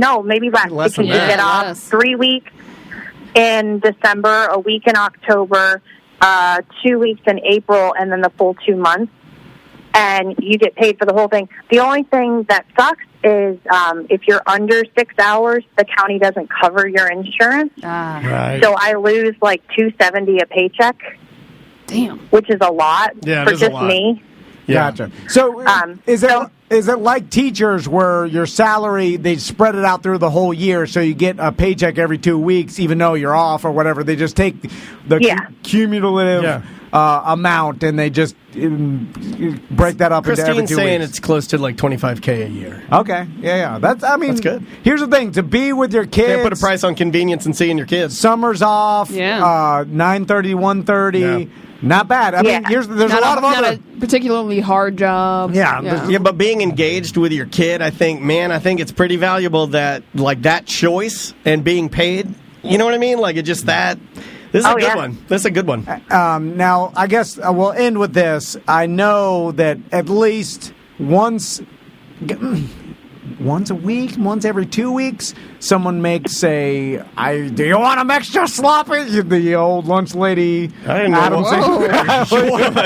Okay, just for the record, I had no idea what Tom was talking about. He looked at me, grabbed his breasts, and screamed, "Do you want to make them extra sloppy?" So I don't know What's the joke? You know, I don't know what you're talking about. The SNL Adam Sandler lunch lady. The lunch lady. But I don't know. Do you want to make them extra sloppy? What the hell are you talking about? It's the Sloppy Joe song, extra sloppy, right? What's the joke? Like do stuff to the food, you mean? No. I mean, she serves it, and she got the big mole, and she's like they make her look like a monster, and then you say, "Do you want your food extra sloppy?" It's some joke like that, right? I told him. Daniel's acting like he doesn't know. He knows. Apparently, it's from Billy Madison. I know the Sloppy Joe song, but I don't know the "Do you want Sloppy an extra Joe sloppy?" Grab SNL. your breast. I got a mole on my face. I didn't know. I don't know. It's a whole thing. Anyway. I don't personally do that. No. All right, I'm sorry. Don't do that. You'll be fired. If you do what Tom just did to a kid, you're gonna be literally arrested. All right. Well, thank you very much for being on Weird Job Wednesday today. We appreciate it. You are the winner. You're very welcome. Thank you for having me. No problem. Take care, and thanks for listening. We appreciate it. That is Ashley. Allison. Yeah, I forgot it because I did the same thing. I was like, 50-50. thank you. I knew it was Allison, Ashley, lunch whatever. lady. I was trying to look at what you wrote, but I can't read your handwriting upside down. Or Lunch right lady, side not a bad job. No. Well, Sounds pretty good. maybe elementary school level, but one of the better of the educator jobs as far as I think fun. You know, being a teacher is hard as hell. Yeah. Especially now. Yeah. Oh, we didn't even ask her about going back. What's your plan? She probably... They probably don't know yet. Yeah. The hell's going on for the school year? It just got they're voting today on pushing it back, I think. Or whether they're going to do virtual or physical or both. They're supposed to give you options or whatever. Yeah. I don't know. I just my daughter asked, and I said, I don't think you have to go to school anymore ever. All right. I think we're going to run this Little House on the Prairie, and you can work. Get to work. You can work with me in the sawmill. To me, and learn some real world experience. It's not going to be perfect. It's not going to be there's going to be holes in the plan, and people just have to roll with it because guess what? We're all in the same situation. You gotta think of school as a Tom and Dan event. Yeah. It's not going to be perfect. Yeah. It's not going to go right. Yeah. But as long as you keep a level head and roll with the punches, we'll all be okay. Because that's going to be the problem: is the people freaking out that this is not done right or this. It's not going to be done right. It can't be because there's too many variables, too many people, and it's too complicated. And you're asking people to change how many decades have they been doing it one way? This is the epitome of be cool, bro. Yeah, so you're like, hey, change everything we've learned over decades of doing this and fine tuning it, and then now do it a completely different way during a pandemic and get it right. That. Of course. Getting some suggestions from the Twitch chat room, twitch.tv/Tom and Dan Live. Juan checking in says, give all of the kids a free White Claw. All right, I like just that. Like a Tom and Dan event, but only for BDMs. Yeah, the kids that pay. Yeah. Not the free ones. Not the free ones. And if you share your code or whatever, I don't even know what it's called anymore. It's my show. I don't even know what it's called. Don't share your code. They're like, what? What's a code? I was like, I don't know. It just sounds like something we're not. Isn't there a code involved? Don't you use the code? Use the discount code, right? They're like, no. They're like, I don't know what it does. I don't know what. How do you get into a BDM account? I'm like, I don't know. What's a BDM? I don't know. You're Dan, right? Oh, I am? All right. Do it. Bye-bye. All right. We'll be back. It is another Corporate Time with Tom and Dan. I'm Dan. I'm Tom. Samantha, our producer, is here. Butler is here. Go to tomanddan.com for all things Tom and Dan. We got brand new merch on there. Lots of great stuff that you can pick up. A captain's pack with floating keychains, an old 80s style koozie, the big foamer koozies. They work great. They float, help you find your beverages. And what else do we have on there right now? Is there a couple of new shirts? A new hat, new masks, charity masks. We'll order a bunch. So if you're interested in that, we're giving all the money to Yellow Brick Road Foundation. Almost going to be able to buy them a new wagon. That's awesome. Yeah, I think we're a couple $100 away from $1,000. Yeah, we can probably make that happen. Yeah, we'll definitely make that happen. Now, Samantha set this up, and I don't know why we set this up, but we had a listener that suggested that we reach out, which is great because I have been following this guy for some time now.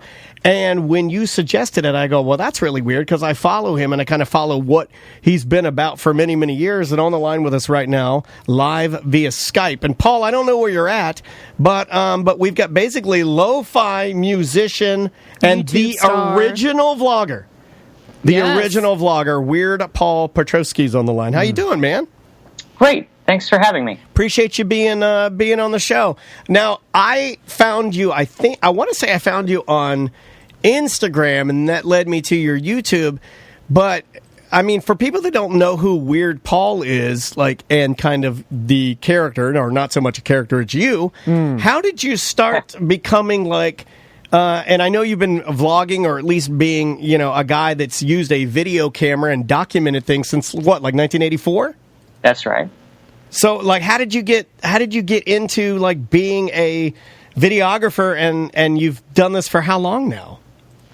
Oh, well, 36 years now. That's crazy. Almost. Yeah, Wow. it is crazy. How did you get into doing that? Was it like you just got a video camera as a gift, and then the rest is history? Well, sort of. When I was young, 10 years old or so, I started talking into tape recorders, you know, recording what I was doing every day, you know, talking about my life and everything. And I used to think, wow, it'd be really cool if you could add video to this, you know, and be able to show it and save it to show other people. And so it took a few years, and my dad was always into getting the latest technology. So we saved up and got this video camera. And it was his idea that I shouldn't touch the camera, that I should never touch the camera. Sure. He was going to be the one to use it, not me. But I took it over immediately. You know, I just knew that it belonged in my hand, and you know, it was in my hand every day from then on, whether he liked it or not. Yeah, and it's crazy because you're doing that now too. And I think, you know, I'm 44. I don't know if we're close in age. I would imagine we're closer than most people, but I'm 49. Yeah, I remember my dad bringing home the shoulder Panasonic. And I also, maybe that's why I related to you, because similar ages, similar interests. I love it when you dance back through. And for people that don't follow you can go to YouTube, search. I think it's a Weird_Paul. Very easy to find. Just search Weird Paul. All his videos pop up. But you do like almost like a Wayback Machine walk through like old VHS tapes, and it's one of the greatest things I've seen on YouTube, man. I really, really, really enjoy it. And I too was one of these kids that kind of played with our video camera. I know you did that too, Tom. Yeah.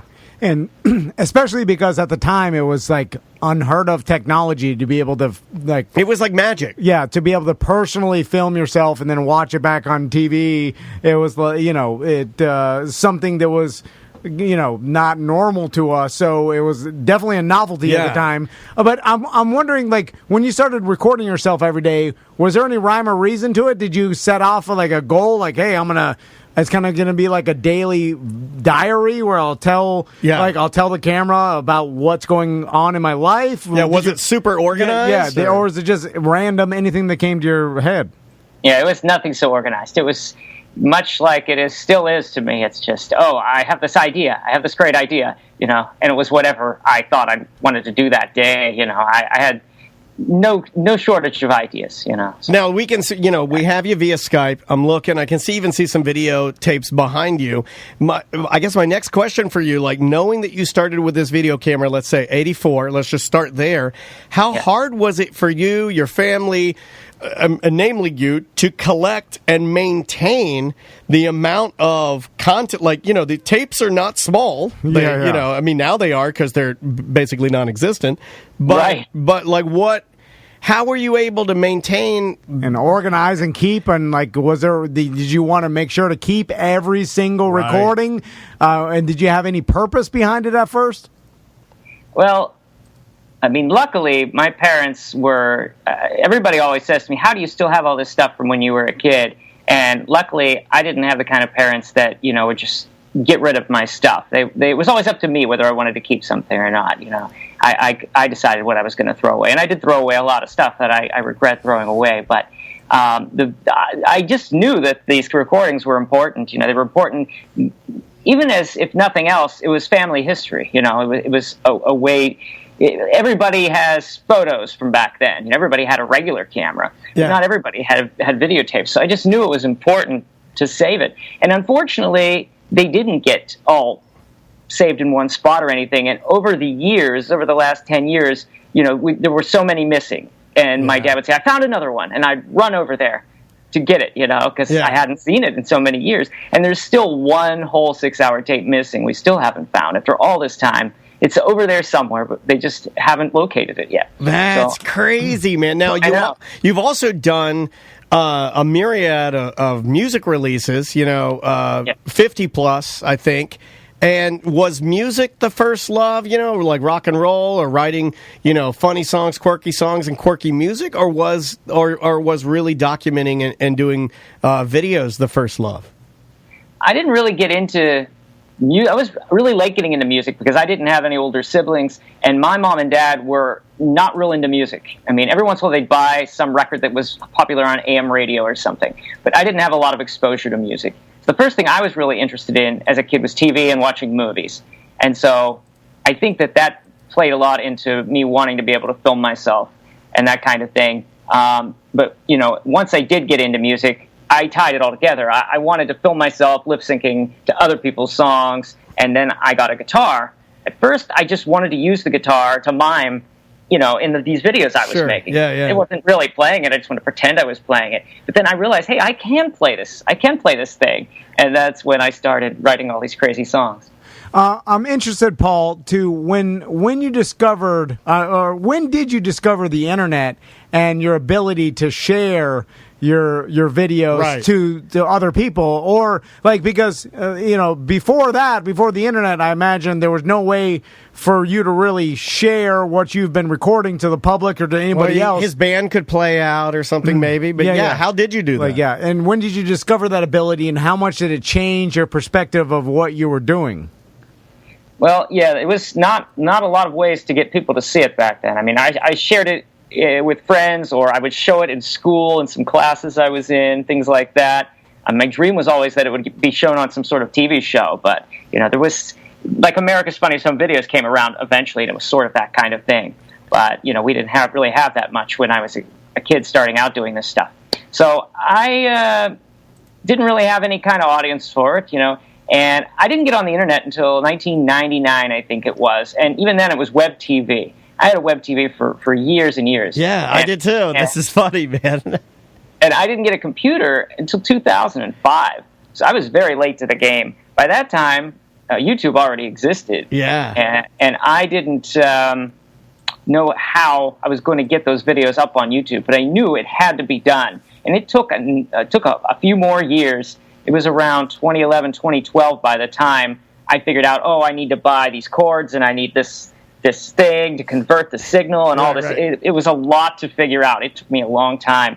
But then once I had it figured out, I uploaded every day for 365 days. I uploaded a video to YouTube. Wow, man. That's crazy. And now, when you do things, and you've always, and I think many publications that I've read about you, or they talk about, they always refer to you as like a lo-fi, musician, or a lo-fi video guru. Is that something that you kind of call yourself, or what would you even call what you do as, Weird Paul? Just an entertainer? How would you categorize it? Yeah. Well, the lo-fi thing is because of the fact that, I've never had any money in my life. I've never been able to buy what everyone else goes out and gets the newest thing. Yeah. The new technology, the thing that makes it look even clearer and sound even better. I've never been able to do that. I've always had to use stuff that's falling apart, and that's what I believe is lo-fi. You could also say that's punk. That applies more to music, I think. But it's a very punk aesthetic to be using. I still use VHS tape to make my videos on YouTube. Oh my God! There's very few people I didn't know that. I absolutely did not know that. And it does, but it does add to the style, the warmth. However you want to cut it, the way it's a completely different form at that point. Wow, that's completely interesting. Does it slow you down or make it more challenging to have to do that? I've had a lot of people say, why are you doing this? It's taking more of your time. You can just put the camera. But it's not for me, because I've gotten so used to it that it would take more time for me now to use something that I have no idea how to use. And I have created a little whatever you would call it, a pattern or something. I make this like a TV show. You know, I know where the edits are going to go. You know, I do it. It's all scripted. So it's not like I sit there. It's your workflow. I watch a lot of YouTube where people are just babbling on and not saying anything and saying and you know, they keep repeating themselves. And I don't do that because I have it down to where it's like I want to make it like something I would want to watch. Yeah, I don't want to watch somebody babbling. And Tom, you'd like it because he's quick and it's no BS. I mean, like when he did his VHS, you know, he's going to walk through a couple of tapes that he found. He's playing his sound effects. He's just holding the mic up there to get the sound effects out, and he goes right into his bit. And I like it too because it's kind of like what we do here. I mean, we have really nice equipment, but we don't have the best equipment, and we pride ourselves on doing what radio stations do on about $500, which I really like that. I mean, I do pride myself in that. So that's another reason I probably identify with you is I like overusing old equipment, man, because if there's nothing wrong with it, why get something new? Right. I guess I do look at myself as just like an all-around entertainer. I mean, at first, I really just thought I was a musician, and then I realized, I have these other talents, and I really feel like I could do anything now. I really feel like I could do anything, and I would like to, you know, have a TV show even. You know, I feel like I could do that. I can host a show. You know, I can do comedy. I can do anything. Yeah, I like that confidence. Well, Paul, I'm interested in when you figured out how to monetize what you do and like the business aspect, because I'm sure, obviously, when you started out doing this and you're like, I could do a TV show, I could do this, and for sure you could, but then you have to go through the proper channels, and there's a vetting process, and there used to be a world where you'd have to, someone would have to let you on the airwaves. You know, you'd have to get to a certain point. You work your way up, and now, of course, with the internet, you can just put out whatever you want, and that's what you've been doing. But there's also a way to monetize that, and I'm interested. Like, when did you figure out? Like, was there one particular point? It was like, I can monetize. Yeah, this. like, is this your job now? Well, let me just say, that's the great thing about the internet. I mean, a lot of people say a lot of bad things about the internet, but the great thing is now that anyone can do something and reach everyone. Yeah. Because when I was, I was a teenager putting out music, it was hard. And I did get an album released on an independent label that got sold all over the world. But it was still, whether people found it or read about it in a newspaper or, somebody wrote them a letter or something, it was still hard to get the word out. Now it's just at the tip of everyone's fingers, you know what I'm saying? So it's really great. I'm never good at the business side of things. Yeah. I've never been. Me neither. That's why I'm still working at Spencer's at the mall. That's still my job because I don't really know. It's the best store in the world. What's that? I love that store. Yeah, Spencer's is dope, man. I mean, I shout out to Spencer's. I'm a fan. I like a card with a guy that's got an erection. Oh man, I don't know if you know anything about the Spencer's business, but they've got to be real worried right now in this current time. So let me tell you, we are doing better business than ever. I was going to say, Brian Mike's wife works for Spencer's as well, and she says they're busier than ever. Yeah. Is it online or no? At stores. The malls are back open. I didn't know that. Yeah. I'm back at work. I was off for a while, laid off, but I'm slowly working on it, and it's getting better and better. And at some point somebody reached out to me who is partnered with YouTube and said, we could help you to get your videos monetized. And so I did that and everything.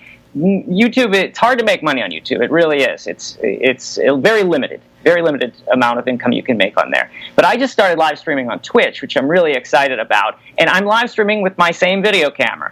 Oh, that's so great. From the 90s. And it has the same look as everything else I do. And I'm the only person live streaming, I think, on Twitch with an old video camera. So I think that's great. Really neat, man. And again, if you want to find him, and we'll link to it because we're on Twitch right now, we'll link to you, twitch.tv/weird_Paul. But go and throw him a subscribe, throw him a sub and support his channel as well, because we've enjoyed Twitch, and Twitch, it goes directly to your viewers. Your viewers can then tip you or support what you're subscribe. And we actually had the cameras that we actually use in our studio were actually purchased by the gifts from the people that watch us on Twitch. Yeah, and obviously you know, Paul, that there's plenty of YouTubers and Twitchers, if you want to call it, out there that make not only a living but a great living. Yeah, like they're rich. multimillionaires, and like in everywhere in between. So I mean, we make a little bit of money off Twitch, and there's people that make $100K off Twitch, or $50K, or $30K a year. It's like then you got millionaires that make $300K a month. I'm also interested in your content. So is any of your content planned? As like me and Daniel produce content every day, Monday through Friday, and we have loose plans sometimes and ideas, but most of it's improv. Well, it's a conversation. Yeah, most of it, and that's easier for us to do just because we've got other people in the room. We're talking, we're having conversation and stuff like. Sure. So when you're producing content by yourself, and that's a very specific talent. It's ballsy, man. Like me in radio, we used to work in radio, and there was the radio guys that did their shows by themselves. It's very difficult. Me and Daniel used to say, like, that is a talent that has to be, like, there's a lot of reps involved, and that's a specific talent that he can do it. Not everybody can do, and I'm interested in that. Like, you've had an insane amount of reps over the years, but is it just, like, turn on the camera and you can go and improv, or do you have any plan? Well, everything I shoot for YouTube is very planned. Because like I said, I feel like I'm creating a TV show, and I want it to be watchable. So I don't want to sit there and have to be thinking about what I'm going to say next. Okay. But the interesting thing about Twitch is, since it's all live, I have to sit there and start riffing. And I'm just doing spontaneous comedy about stuff. And also, I'm taking requests from people what songs they want me to play. And so I sit there and try to make it more interesting every time. And I think I got a little bit of that talent of doing all that because my band and I did a live variety show for 2.5 years. And so we'd have to sit down and write all these jokes and write all these skits and things, which we never practiced. We just got up on stage and did them. And you weren't really sure how it was going to turn out until after it was over. So I think that gave me that sort of live sketch comedy thing, gave me a little more practice for what I'm doing now on Twitch, and I'm having a lot of fun doing it, and I think that the viewers are really enjoying it. Paul, would you be like, if someone came to you and asked and said, like, hey, I could show you through these steps how to not only make a living but make a good living off of just doing what you're doing, your Twitch, your YouTube, your content, your independent content providing, and you won't have to work a job again, would you be interested in doing that? I mean, like, some people aren't. Some people want to keep it like more of their secondary, their baby, their hobby, their love. Yeah. I absolutely don't want to keep it my secondary hobby. I want it to be what I do. That's just my destiny. This is what I'm supposed to be doing with my life, and it took most of my life to get to this point where it's a possibility. But on the other hand, I don't want to play by anyone else's rules. I'm going to do it my way. Why else would I be using a video camera to stream live? I'm not going to do what people say you have to do specifically to get this or to get that. YouTube's a good example. Now they want you to make videos that are a certain length, and they want you to upload one every single day. And I'm not going to do that. I'm going to do the way that I want to do it. And whether that gets me where I want to be or not, that's irrelevant to me. Yeah, I love that. And if I get there, good. And if I don't, that's the way it goes. I love that. Now, and look, I'm gonna tread lightly here because I don't know how sensitive this subject is, but I'm just gonna throw it out there. I love the way that you have your hair, but I'm sure I can see that some people would ask, why would you want to have a haircut like that? I get it a lot with my flat brim hats and the way that I dress. People they say, "Oh, why do you dress like that?" How long have you had your hair cut like that, and why do you continue that? Because it's just something you like? It's your brand? Is it your brand? Like, why? Well, I have a video on YouTube. It's my most watched video, too. It's got over 100,000 views. There you go. And the video is called How I Do My Hair. And it tells the whole history of my haircut. But I had a haircut similar to this. A lot of people say, oh, he's had this haircut his whole life. I had a haircut similar to this when I was a young child, when I was in my early teens. It wasn't exactly this haircut, though, but it was very similar. But it wasn't until 1988 that I gave my mom a picture of Johnny Ramone of the Ramones, who are my favorite band. And I said, I want my hair cut like this. And she cut it like that. And I've had it like that almost since. It's been always like this. I love that.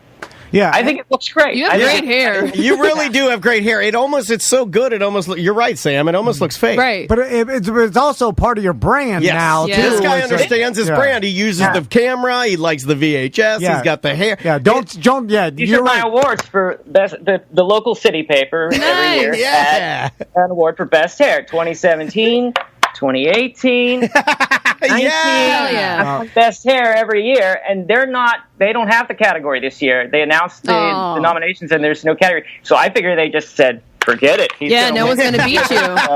You know what, we're Paul, hold on. Hair in Pittsburgh, and I always tell everybody that comes up to me in Pittsburgh, I say, I'm sorry, you don't have the best hair.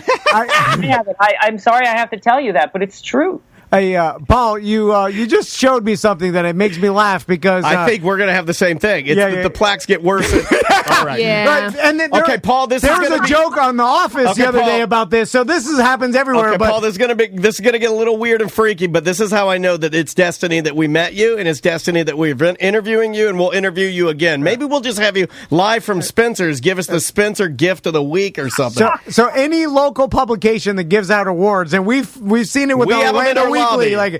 they the first award we got is always like nice on a plaque, like they spent some good money, and you're like, whoa, this is good quality. Then the next year it's good. It's good, but it's like something's missing. Like maybe they took off like the one actual feature's gone. the wooden plaque. Maybe they took off the bevel, and now it's just like flat, and then it goes all the way down, so it's a certificate under a piece of plastic glass. Yeah, it gets worse and worse until eventually you just get the crappy little frame that they got from the craft store, and we have the same thing happen here. This year will just be a coaster. Oh, you got to print out your own. They usually Memorial make you buy coaster. it. Yeah, exactly. They give you the printout, and they're like, if you want to buy it from this plaque store that's like an internet ripoff. 5% off.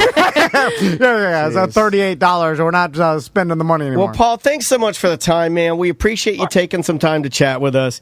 If people want to find you, YouTube, search Weird Paul. On Twitch, which we're on right now, Weird_Paul. Twitch.tv/Weird_Paul. There you go. Yep. You got it. Thank you so much, man. Hey, man, thanks for the Thank time. you. And Thank hopefully you so much for having me. let's do it again sometime, man. Take care. Sure, absolutely. Thank you. All right, see ya. Bye.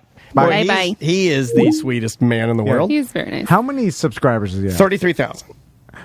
I can make him a living. I know you can. Yeah. Get him out of Spencer's. Why did you see what I thought? Yeah. Now I didn't think of it ahead of time. I don't know why I didn't. Yeah. But as soon as we started talking to him, I'm like, oh my god, this is what we've been working. Well, what you've been working on, namely. I literally and Have you seen his website? It's awesome. It's very lo-fi. Yeah. if he gave me Old school. 3 months of working with him, I could easily make him what he makes at Spencer for His sure. songs are super quirky and funny. You know, let's say he pulls in $40,000 a year at Spencer's if you're a full-time manager or something. You know, Yeah. like, I don't know what it is. Yeah. But like that's doable. Oh, I think he could. That is doable. Well, he's doing all of this. Now, keep in mind, Tom, he's doing all of this while he works at Spencer's, and I think he could still get maybe get a person in to help him or something, and Spencer's do both to promote him. Like he's been a Spencer's employee. Like get some of that Spencer's marketing money. Like, but the problem is, it may not. A lot of times they don't like you to do that. They don't like to intermingle.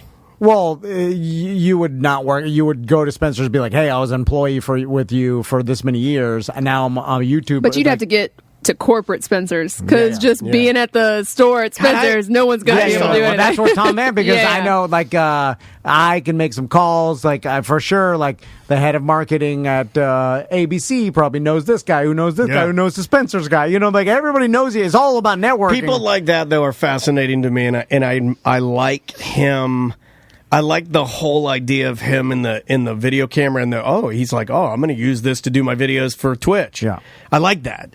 Yeah. Because the number of people that would say, well, he's doing it all wrong. No. There's tons of them. Well, he's doing it differently, and He's doing it different. And I 100% agree with him. Like he should never change what he's doing. But the thing is, I only know like the radio business or the podcast business. Like, it was like there's advertising money, and then you got to start selling some products. Now you could sell the products you're only interested in, but it's hard to like really only like be like pushing or endorsing products you're only interested in. We got a problem. What? In the Top Shelf Aquatics fish tank right now, and I'll go to it live. The snail is on the camera, and it is disgusting. It looks like a V. Look at its little mouth. It's very gross. My God, we should have thought of Butler, did you move the snail? Yeah, it's right there. It's so gross. That thing slowly cleans every square inch of the glass. I mean, when he gets done, the fish tank's going to look amazing. But that snail is eating right now, and it is vile and disgusting. 1 millimeter of circumference at a time. Like one chomp his is tiny little V. Yeah, like his mouth licking it. So small. But does he nonstop do that? Does he ever rest? I've never seen him rest. No, never stops. That thing's always Can't moving stop, and won't stop. pulsating. Does it take a nap? No. What's his name? Let's name him. All right, you want to name him? His name is... Or are we allowing the listeners on Twitch to name him for a prize? Well, that is our... Wasn't that what we were supposed to do? No, we will. It's our charity component, but we have one fish that's missing now. I know. We need a search and rescue mission. We have here. 3 firefish. We put a scallop in there. The scallop buried in a cave, and now he's up in the top of a cave. The last I saw the firefish, he came out on Saturday when I fed him shrimp. Oh, Butler, get your face out of there. Oh, my God. All right, we got to take a break. Showed his dong. Oh, no. I'm like, whoa. I thought that was a snail. It is a snail. Yeah. Oh, well, let's just... Hey, you guys want to laugh at something? Snail, you guys want to laugh at something? Yes. Butler wears condoms.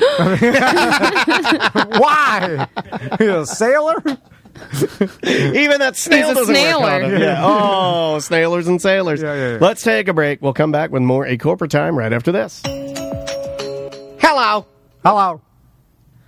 All right, we have Colton on the line, and is that how that's how we're starting the show now, right? I don't think it works that way. Like we don't need to tell everybody this is a corporate time. You know it. This is like one of those Netflix like social experiments where for the last 2 weeks we've been ending the show by just going bye-bye. That's perfect. Bye-bye. Bye-bye. Yeah, see, we all have a little bit different bye-bye. Bye-bye. That's how we end. But I thought it would be fun today to just go, hello, and start.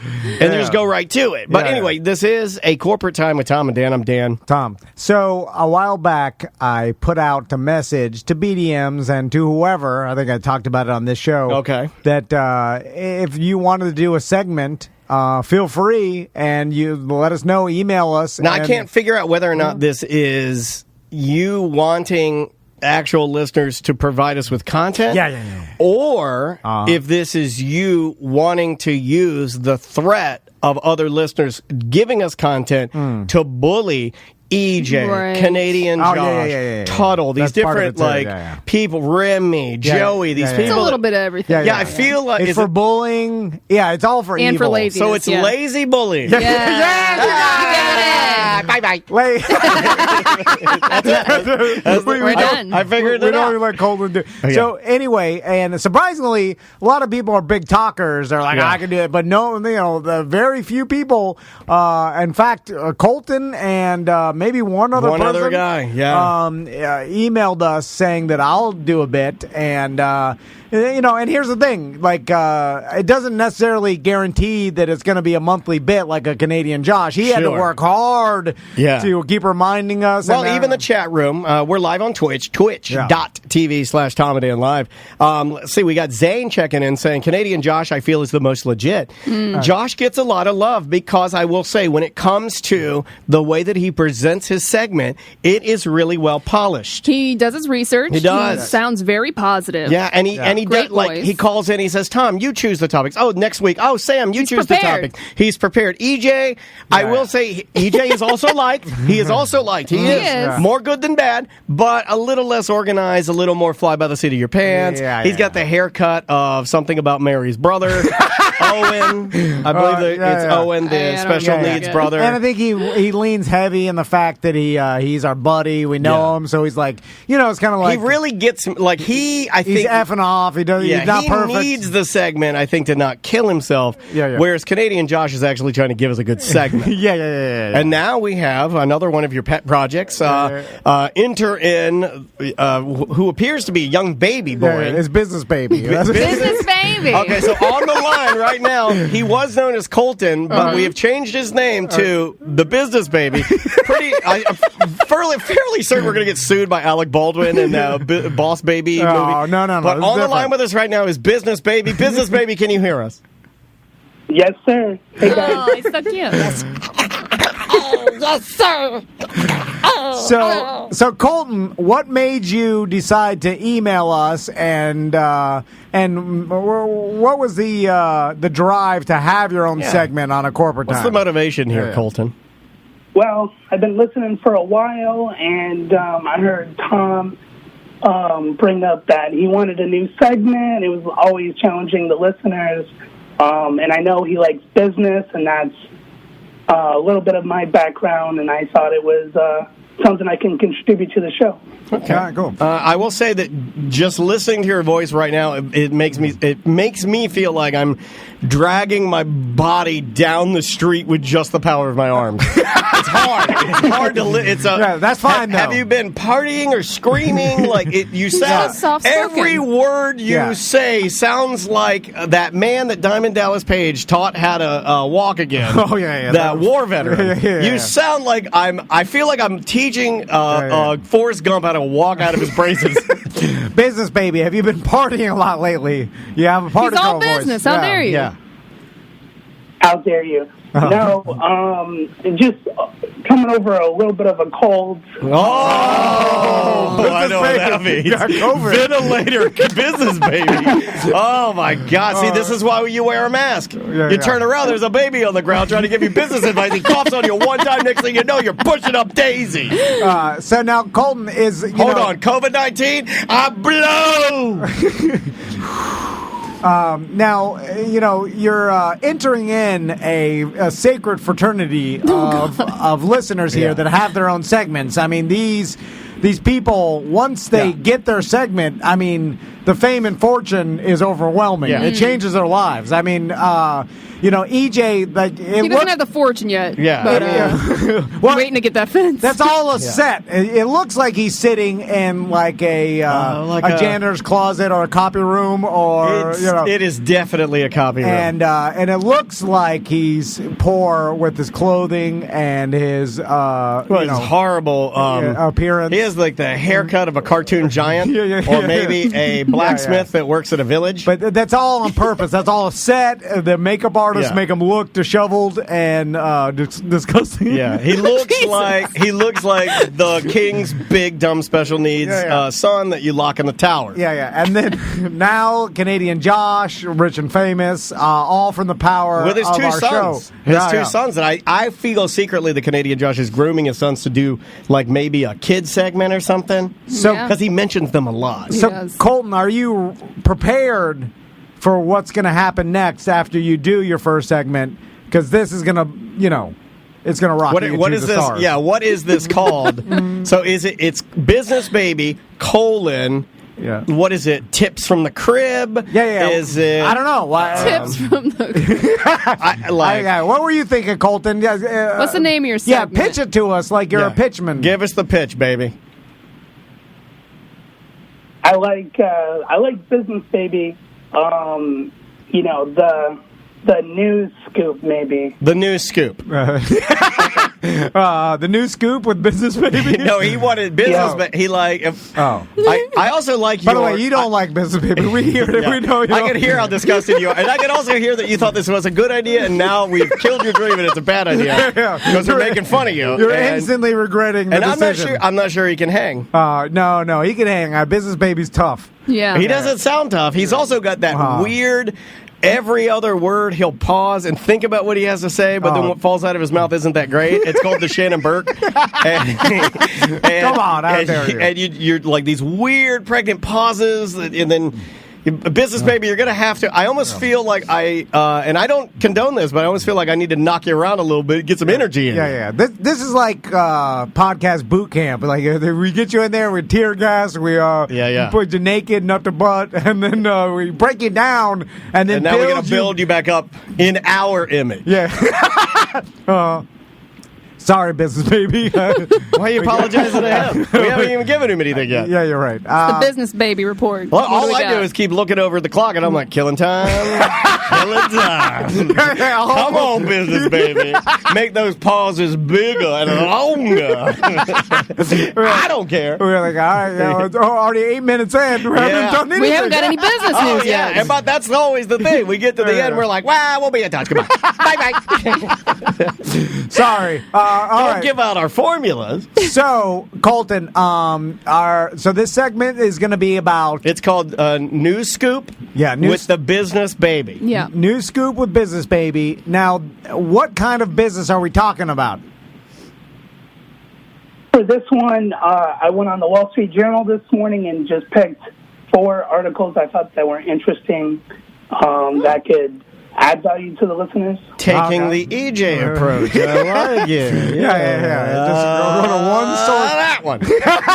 That's called the dartboard. Yeah. All right. So now, if you're listening to the show, you'll realize you'll do this bit for probably years before we actually get a theme song. I was just talking about theme songs. Yeah. Before, You're running Pariah Mike ragged, by the way. But I wanted to talk to you about that. It's like you've already committed like 9 to 10 theme songs of things that I don't even think are going to ever happen again. Yeah. No, I know. Like the title thing, not going to happen again. That's my new thing. Is like one-time bits. Waste. Yeah, one-time bits. One-time bits. Yeah, Disposable bits. So, all right, Business Baby. Should we just let him do a cold tryout? Yeah. Let's see what we got here. We don't have a business segment, and you're right. I am a fan of business. Really, more of the money that comes with business. Right. Like if you tell me about other business that has nothing to do with me making any money, I just kind of shut down. Yeah. Space out and don't listen anymore because what do I care?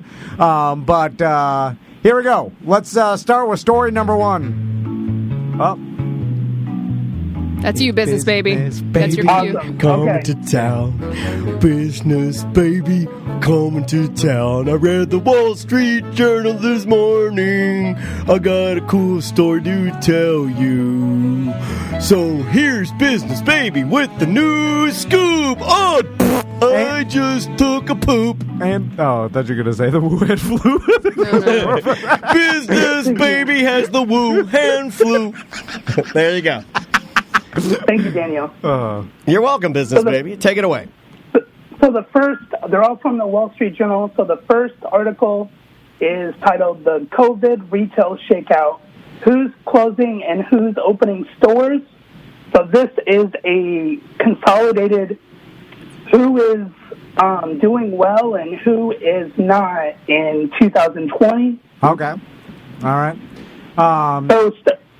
I have a critique. Okay. I feel like I would feel more comfortable during this segment if he was like, my first story is from the Wall Street Journal, and I picked you know what I mean? Like, I want like a more of an authentic baby experience. Yeah, I'm with Daniel. Like, you need to become more. Can you dress like a baby and Skype in wearing a baby? Okay, follow me. All right, here we go. Jumbo diaper. Yeah. No shirt. Are you? What do you describe? What do you look? Describe what do you look like, Business Baby? A fat dad. What did he say? A fat dad. Oh, a fat dad. Oh, you'll be great. You got a baby body then. Yeah. Big diaper, bonnet, and then you take a passy and you go, and then like we'll sing the Business Baby coming out, and then you pull out your passy and you go, shucks. And if you say that, right? If you start with that, and then you go and you go, my first story from the Wall Street Journal. Yeah. And I want you smoking a cigar. Like Roger Rabbit. Okay, we might get sued if we go with. That's fine. I like Business Baby. He's doing adult things like CEO company smoking a cigar. Yeah, I want like it's a bear market. I want you to say things like that. Yeah. Like NASDAQ. Yeah. No idea what that is. And then throw in a couple of not the mamas. Look at Tony. Good. 3 not the mamas. 3. And a half NASDAQ. That's all we need. All right. Continue. Yeah. All right. So there's some businesses doing well and some businesses that are folding because of COVID. Twitch chat room checking in. They say, this is from Fisher. He says, didn't know you could find someone who reads articles worse than Seth. Well, he hasn't started yet. All right. Give Business Baby a chance. Yeah. I mean, we spent 9 minutes making fun of they gotta get poor Colton, and then you expect him to like smoothly go. Actually, we've spent 13 minutes making fun. Okay, continue. Yeah. So what businesses are doing bad and good? Okay, and so the first category is apparel. So a lot of the companies associated with the mall. So Victoria's Secret closed 215 stores this year. Foot Locker, 82 stores. The Gap closed another 100 stores. Companies that are doing well in that category, discount stores like Burlington Coat Factory and Ross are adding stores. Then looking at the discount stores, they're doing very well. It's got, this article talks about being frugal is popular right now. So Dollar General added 1,000. That's my best one ever. Why are you doing this to Business Baby? It's Business Baby. Ah, shuck! All right, turn it back. Come on. Yeah. Sorry, Colton, we were bullying you more. We can't stop. It was my greatest fade down of all time.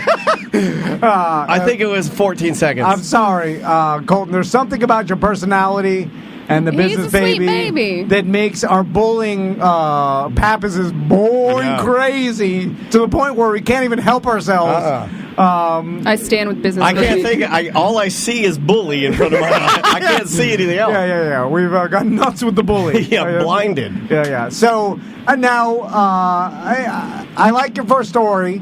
I think that it could have been consolidated a little bit. Yeah, I think the delivery can be a little snappier. Yeah. Like maybe more baby-esque. Yeah. For instance, a lot of times it helps if you just throw out the overall general idea of the story and then just let us make fun of you for 4 minutes and then do another general idea. It was too long. You're listing off too many things. It sounded as if maybe you hadn't read it before because you were like, Victoria's Secret. So, he's nervous, and you guys are making fun of him. Leave Business Baby alone. Well, that's what happens. This is entertainment. This is why no one wants to do the show. Because they hear this, they're like, well, I'm not doing that. What's in it for me? We have had nothing out of it. We have had the ad on Craigslist for a, quote, business baby for 3.5 years. No one has taken us up on it. And then now, after Business Baby, everybody's going to be like, well, I'm not doing that. What's in it for me? I'm just going to be clowned on by these guys? Yeah, I don't want to be clowned on. And then I told my parents and my friends, this is entertainment. I'm going to be on the radio, and then they're all listening. Your mom's listening. You're like, oh, yeah. And you know what I tell people when they come here? They go, oh, your job's so easy, I can do it. You know what I tell them? I tell them this. I go, welcome to the booty hole. That's what I say. This ain't playtime. Colton, did you tell your mom and everybody to listen, your friends? No. Oh, that's good. Better. That's good. Yeah. So this could all be a secret, your own personal secret. Now, I certainly would keep it a secret. So out of all those businesses you said were closing, Colton, which you okay? Oh my God! Oh my God! Talk about COVID. My God, you okay? Yeah. Can you taste the air? See if you can taste anything. Nothing. No taste. Drink your Diet Coke, quick. He's got no taste. Taste that Coke and make sure you can taste it. Does it still taste like Coke? Sweet poison. Okay, good. Right, he's fine. He's fine. All right, false alarm. All right, we're good. Everybody take the mask off. It's done. It's all done. What's business number 2? Oh, yeah. Sorry. Oh yeah. I'm taking my freedom, Business Baby. Although all those businesses, anyone surprise you, Business Baby?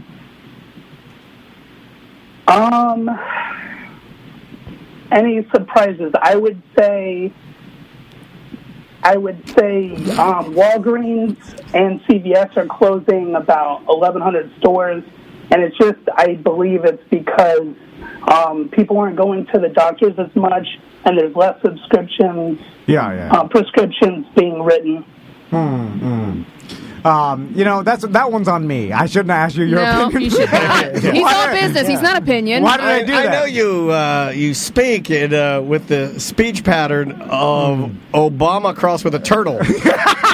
But your turtle, Tortama? Hard to smush Obama and a turtle together. Yeah, it would be hard. Turbama. Turbama. I guess every single business is being affected store-wise, right? Like, even if you're a business I guess the liquor stores and like ABC. We had a clothing boutique on the corner here, and it put them out of business. Yeah, any retail, like people are just going to stores less. I mean, internet sales. Well, have he was saying skyrocketed. Burlington Coat Factory and Ross are opening up a bunch of stores. Yeah, because they're trying to save. People are trying to save money at like the cheaper clothing stores. So you were listening to the Half of Business Baby's content. Like I said, every time he talks, I just want to push his words down. I'm blinded by bullying. Yeah, I can't. So what's the next story, baby? So the next one is from the Wall Street Journal as well. Walmart missed Prime window for a subscription service, and that's okay. So Walmart's rolling out their version of Amazon Prime called Walmart Plus, and Wall Street Journal believes they missed their opportunity during COVID to release it. And there's been competition for the e-commerce industry for a while between Walmart and Amazon. I mean, okay. Every time your voice is a little raw. Every time you talk, I swear to God, I think you're dying. Or like, you're like I'm watching like my dad talk to me from his deathbed or something. It's a hard listen. It's hard. I think as time goes on, his confidence is being beaten up. Well, yeah. And then, it's not supposed to work that way. Yeah, that's what we we're better change our parenting style. We're trying to harden your business, baby, because soon. I think we're pushing you away. Yeah, because you could either be hardened by a bad, tough situation or broken. Yeah, I think we're breaking. I'm not trying to break you, baby. So I did see the story, and I thought to myself, I'm like, Walmart online. It was already a thing, but I've used it a bunch. It's good, but I don't think they're going to have that much of an impact to Amazon, right? At this point, Amazon's too big and too efficient and too good at what they do. Also, for the people, I mean, they will if they have cheaper prices than Amazon. You know? Yeah, because they're doing free overnight deliveries and stuff now. Oh, Andrea and I used it, and we've used it a couple times for like bigger items we couldn't find on Amazon. It's awesome. Yeah.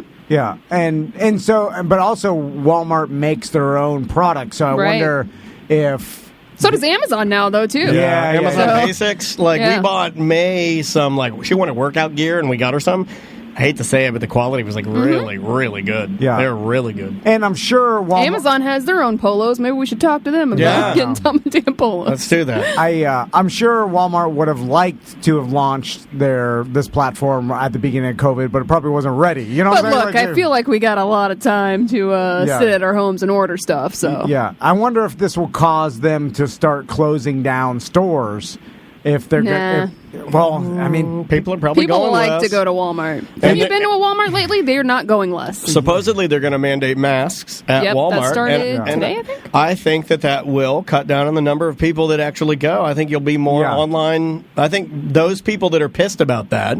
Yeah. You know, because look, I think don't look at your social media to get who's really out there. Yes, people are mad. They don't want to wear the mask, and the masks aren't fun. We all know that, right? Yeah. But I don't think you're actually going to go get into a shoving match or a fight. I think that's a rarity. I think really what you're going to do is you're going to be like, I don't want to wear that mask. I'm going to go on and order online. Yes. That's what you're going to do. Yeah. That's Johnny everybody. Yes, yeah. That's the majority. Right. You know, I mean, you see the crazy people online. My breath stinks. Yeah. You did have a lot of onions. Garlic. Holy crap, it's bad. I mean, it's a pain in the butt, you know. But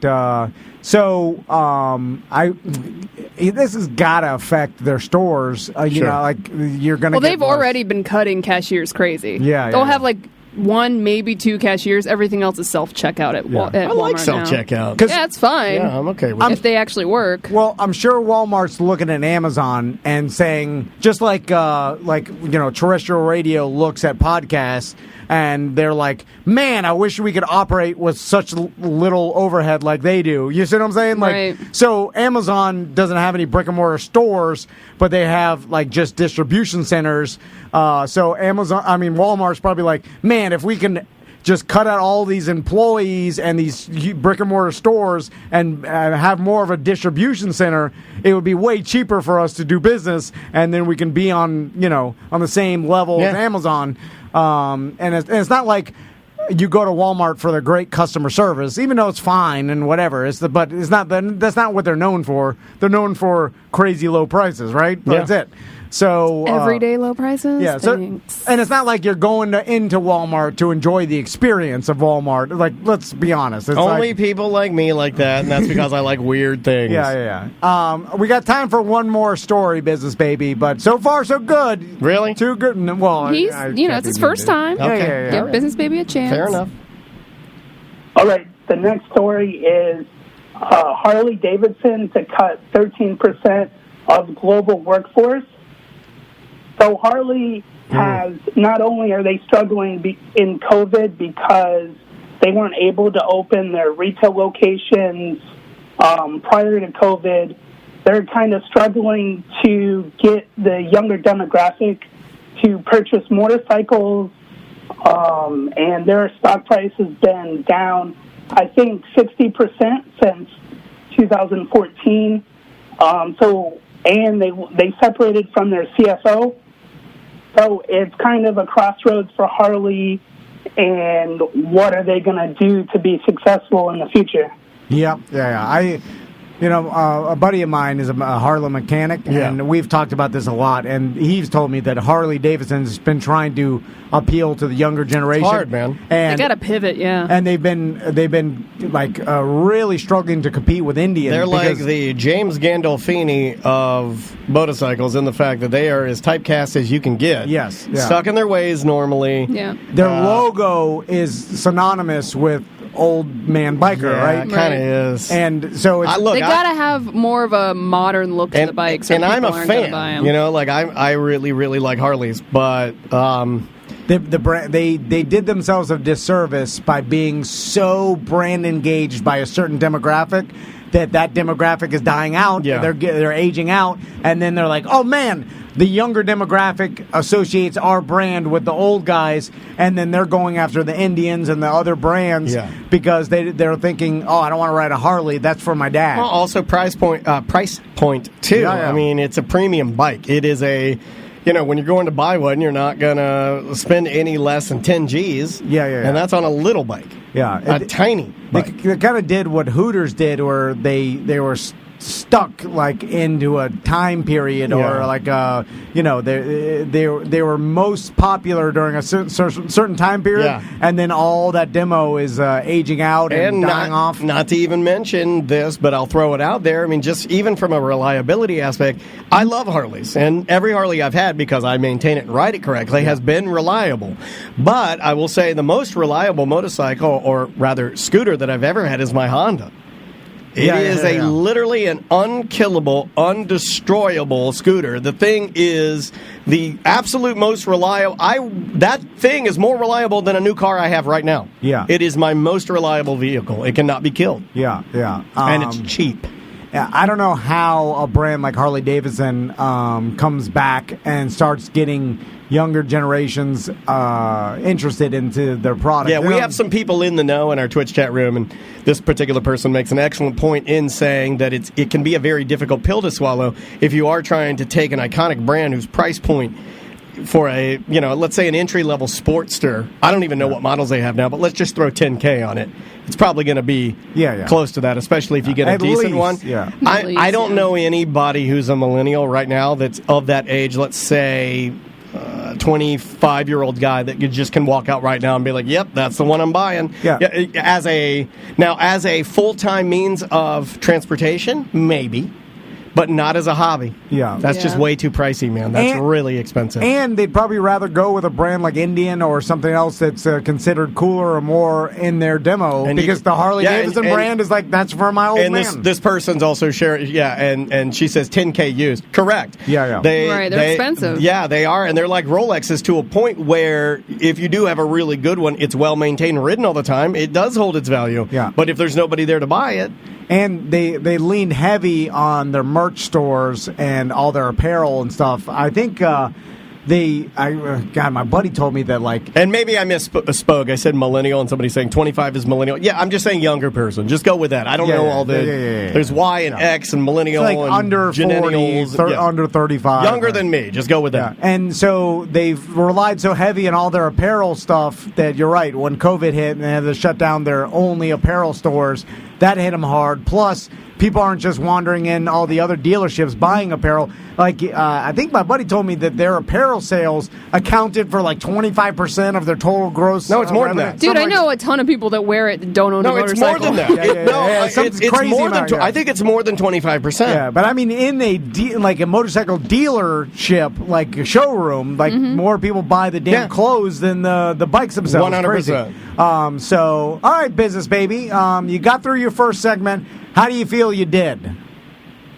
I think I did great. Yeah, I like the confidence. I like his confidence, too. I like your, Here's the thing about me. I would say, I'm just going to be real with you, business baby. I'm probably the Simon Cowell of the three of us. Yeah. I thought you did terrible.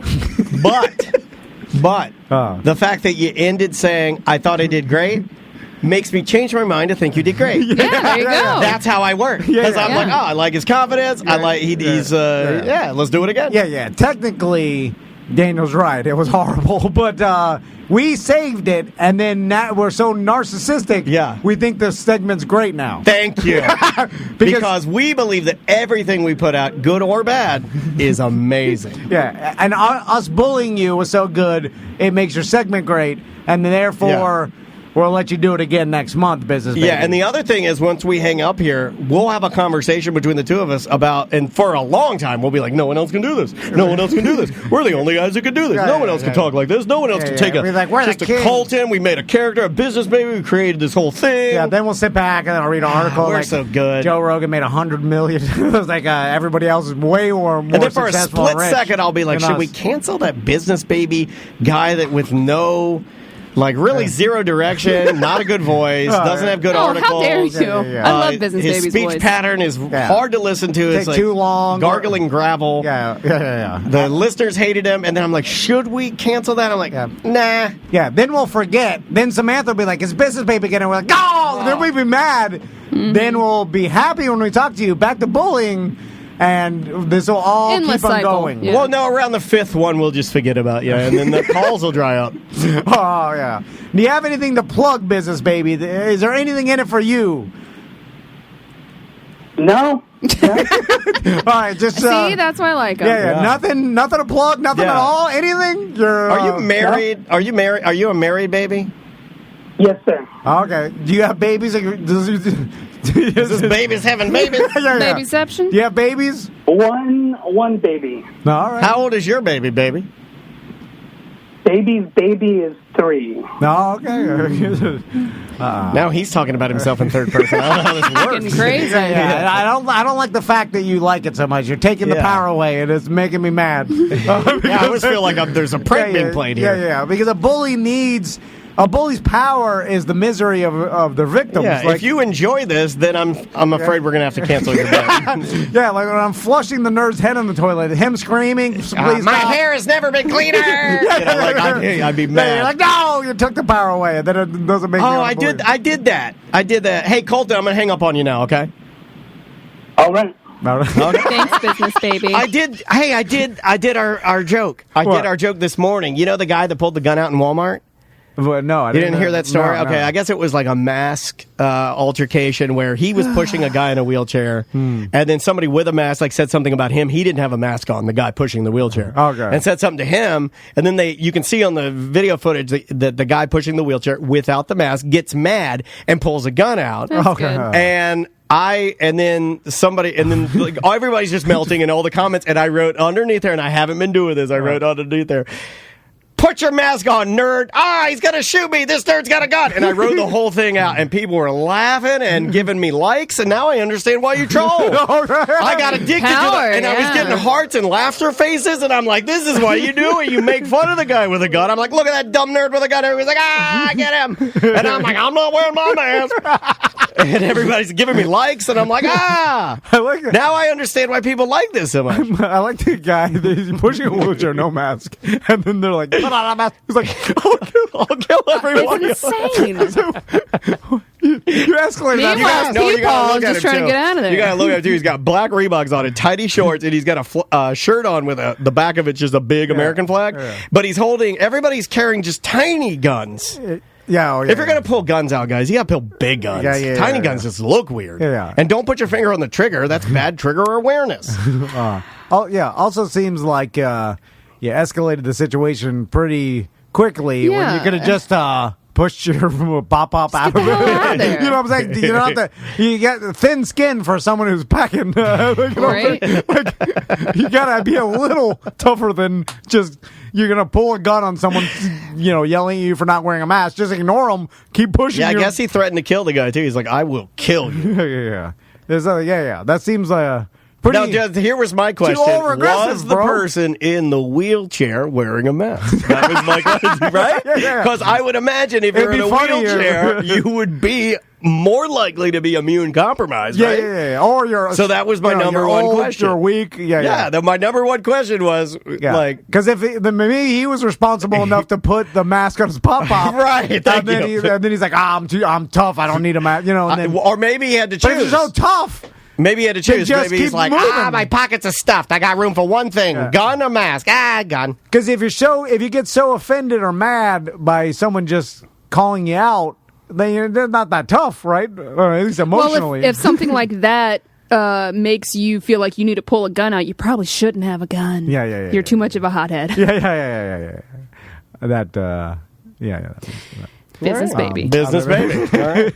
All right. This nerd's got a gun. All right. We'll see. Okay, here's we'll the take test. a break. We won't email back business baby. We'll see if he wants round two because maybe you're going to test how much he wants it. Yeah, you got to contact me. In his mind, he may have fantasized that it was going to go great. He was going to read the stories. I think he thought it did go great. I think he thinks it did go great. There's room for improvement. My only problem with it was that I like things Snappier. to move. Yeah. I get bored easily. That's my fault, though. Like, maybe I'm wrong. It needs to be snappy. I like snappy, take a page from Canadian Josh. I can't stand my breath, man. These onions. You got to get a breath mint. It's bad. Anybody got a mint? Yeah. Canadian Josh, gum? he calls us. He's super, And he contacts me every month, the first of the month. He's always like, hey, guys, Canadian Josh. He's upbeat. He presents two stories, and we get to choose. So that's better. So present the headlines. Sell us the sizzle. Yeah, just pick two because most of the time we're just going to be bullying you or just going off some crazy tangent about like divorce or killing ourselves. The typical. We only got two. Divorce, kill yourself. At this point, the funny thing is, if we were to name ourselves, both of us, on what we're most likely to do, you would be divorced and I would be kill myself. Yeah. We could come out with a T-shirt. It's a very grim. Yeah. People don't like stuff like that sometimes. What's on the brim of your hat? What does it say? It says Railer. Oh, okay. My Lagwagon hat. That's the newest Lagwagon album. Oh, Railer? You haven't seen it? It's the guy where it's a dad riding blades and he's grinding on a skate park. It's awesome. You haven't seen that? Here, I'll show you before we get a break. I got to get the new Lagwagon. It's so good. It's my favorite Lagwagon album. Really? Yeah. That and did they just come out with it? Nah, last year. Look at this rad dad. Look at this dude. Look at him go. Look at that guy. He's so cool. Yeah. The old and look at this. The skate guys are like giving thumbs down. They're like boo. I love it. We'll take a little break. We'll come back and finish out more of A Corporate Time with Tom and Dan right after this.